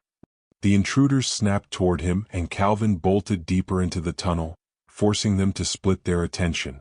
Sienna scooped Brielle up and ran in the opposite direction, the echo of their steps filling the tunnel like thunder. Calvin's muscles burned as he sprinted, adrenaline pushing him forward. He had bought them precious seconds, but he knew this was just the beginning. From the shadows above the tunnel entrance, a familiar figure watched them. Raymond Hale. Smiling. Waiting. Calculating. And in his hand, another envelope. The echo of Calvin's footsteps faded into the depths of the tunnel, swallowed by darkness. Water dripped from overhead pipes, creating a steady rhythm that clashed with the frantic beating of his heart. He hugged the black case to his chest, forcing himself to slow down, to breathe, to think. The intruders were fast, well-trained, and knew these tunnels better than he expected. But there was something else, an uneasy weight settling in his chest. The feeling of being watched, hunted. And he was right. Above the entrance he had just sprinted past, Raymond Hale stood perfectly still, like a shadow carved from the concrete. His suit was soaked, but the rain only made him look more sinister. The envelope in his hand? That was intentional. Nothing Raymond did was by accident. Calvin slowed, pressing his back against the wall of a junction where 4 tunnels met. Each passage stretched endlessly, lit only by flickering utility lights. He listened, hoping to hear Sienna and Brielle's footsteps, but the maze muffled everything. Then he heard the intruders. Their footsteps were calculated, rhythmically disciplined, like men who'd trained for exactly this type of pursuit. Calvin clenched his jaw. He didn't have time to second-guess. He reached into the case, pulled out the flash drive, and shoved it into his back pocket. If they managed to take the case, they wouldn't get the real evidence. The case was bait now, something to distract whoever got close enough. He scanned the wall map, rusted, worn, but readable. The river exit was to the north, but the tunnel ahead curved sharply, making it impossible to know whether he was heading towards safety or straight into an ambush. Still he moved. Fast. Determined. Across the tunnel network, Sienna held Brielle's small hand tightly as they hurried through the twisting paths. Brielle's breath was shaky from fear but steady with determination. "Aunt Sienna," she whispered, her voice echoing faintly, "is Calvin okay?" Sienna wanted to reassure her, to offer comfort, but lying would do more harm. "I hope so," she said softly. "He's buying us time. We can't waste it." Brielle nodded, clutching the envelope she had brought.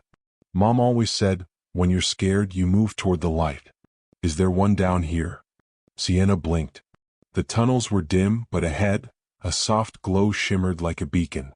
A maintenance ladder led up to a grate that overlooked a parking structure near the old factory district. "Yes," Sienna breathed. "There is." She lifted Brielle onto the first rung. "Climb. I'm right behind you." Calvin turned a corner, and froze. Lying in the middle of the path was a phone. Not just any phone. Sienna's. His stomach dropped. He grabbed it quickly. The screen was cracked, flickering, but one message still glowed through the broken glass. A live location request. Raymond had pinged her phone. He hadn't just been following Calvin. He was tracking all of them. Calvin's lungs tightened. If Raymond had the phone, then he was close, too close. As if summoned by the thought, a faint voice drifted from behind him. "Calvin." Calvin spun, raising the case like a shield. Raymond Hale stood 20 feet away, untouched by panic, unbothered by the darkness. He held the envelope loosely in one hand, his posture relaxed with chilling confidence. "You've led me on quite the chase." Calvin didn't flinch. "Stay back." Raymond smirked. "That case won't help you. In fact, you're holding the wrong prize." He lifted the envelope. "This is what you really want." Calvin's pulse thundered. "What's in it?" "Oh, answers." Raymond stepped closer. "Or more questions. Depends how smart you are." Raymond tossed the envelope at Calvin's feet. It skidded across the damp concrete. Calvin didn't move. "Why give me anything?" "Because," Raymond said, tilting his head, "this isn't a battle. It's housekeeping. And you, Calvin, are a loose thread." Calvin didn't blink. "You hurt Brielle's father. You forced him into corners until he died trying to protect his daughter." Raymond smiled faintly. "Protect?" He was a whistleblower who didn't understand the scale of what he disrupted. A small man meddling in enormous affairs. "You mean your crimes?" Calvin snapped. Raymond's smile faded. "Words matter, Calvin. And you're choosing the wrong ones." He stepped closer again, voice softening in a chilling way. "That envelope you're afraid to touch? It contains something your father never wanted you to see." Calvin stiffened. "My father has nothing to do with—" "Oh, but he does." Raymond's eyes gleamed. "You think he was a hero? A savior? He wasn't. He was one of us." Calvin's breath caught. Raymond nodded slowly. "He helped lay the foundation for everything you're fighting against. He just died before he could tell you." Calvin felt the world tilt. His father, the man he admired, the man whose integrity he'd built his life around, part of Raymond's network? Raymond motioned to the envelope. "You'll find his signature inside. His initials on the documents. His name beside mine." Calvin's stomach twisted painfully. He didn't want to believe it. He couldn't. But he also knew Raymond wasn't the type to fabricate something he intended to use as leverage. "Why tell me this?" Calvin rasped. "Because," Raymond said calmly, "I'm offering you the same chance your father had. Join me, or be erased like he was." Above ground, Brielle and Sienna crawled out from the grate, pulling themselves into the dimly lit parking structure. The rain had eased into a heavy mist, and the city lights cast eerie reflections on the wet pavement. Sienna exhaled shakily, relieved to see open sky again. "Stay low," she whispered. "We need to get to the police station on 14th. They have Brielle's case on record and they're expecting updates." But as they made their way toward the exit, two dark SUVs turned the corner, rolling into the lot. Their headlights swept across the concrete. Sienna grabbed Brielle and ducked behind a pillar. Brielle trembled. "It's them?" Sienna held her close. "I know. We'll get out. We just need a chance." The SUVs stopped. Doors opened. Men stepped out, slow, hunting, confident. Sienna's pulse spiked. They had minutes, maybe seconds. She scanned the lot, looking for anything that could help. A delivery truck sat idling near the exit. Its keys were still in the ignition. Sienna tightened her grip on Brielle's hand. "Run." Raymond's footsteps echoed closer. Calvin forced his breathing to steady. "You're cornered," Raymond said. "But you don't have to be." Calvin felt anger cut through the shock. "You want to use me like you used Brielle's father." "Not happening." "Heroic," Raymond murmured, "but misguided." He lifted a hand. One gesture. From the shadows behind Calvin, footsteps. The intruders were closing in. Calvin gripped the case, every instinct screaming at him to run. Raymond watched him with cold familiarity, as if he'd seen this exact moment before with someone else, possibly Calvin's father. "You have 10 seconds, Raymond whispered. "Choose the winning side." Calvin stepped back. Then another step. He made his decision. Calvin turned, only to see a figure blocking the tunnel. Not an intruder. Not Raymond. Someone he never expected to see again. Calvin stopped in his tracks, heart slamming against his ribs. The dim tunnel lights flickered, illuminating the figure standing alone in the narrow passageway ahead. For a moment, his mind refused to understand what his eyes were seeing. But the truth stood right there. It was Officer Jenna Mallory. The same officer who took Brielle's report. The same woman who claimed she was fighting to expose Raymond's network. The same officer Calvin trusted. And now she was here. In the tunnels. Blocking his only escape. "Jenna?" Calvin breathed. Her expression was unreadable. "Calm. Too calm." "Calvin," she said softly, "put the case down." Behind him, Raymond let out a satisfied hum, as if confirming what he'd already known. Calvin's stomach dropped. "You're working with him? You've been helping him track us." Jenna stepped forward, boots splashing in the shallow stream running down the tunnel. "I've been working to survive. That's all any of us can do when we're trapped in his system." Raymond's voice echoed behind Calvin. "She's more honest than most people, Calvin. She understands order. Structure." Calvin clenched his jaw. "No. She understands fear." Jenna flinched but didn't deny it. Calvin held the case tightly, forcing himself to breathe. He couldn't let fear cloud his judgment, not now. "Jenna," he said slowly, "think about Brielle. About what you promised." Jenna's eyes softened, but only for a second. "Raymond has leverage on everyone. I couldn't protect Brielle alone. I couldn't protect myself." Calvin shook his head. "So you betray us?" A crack formed in Jenna's voice.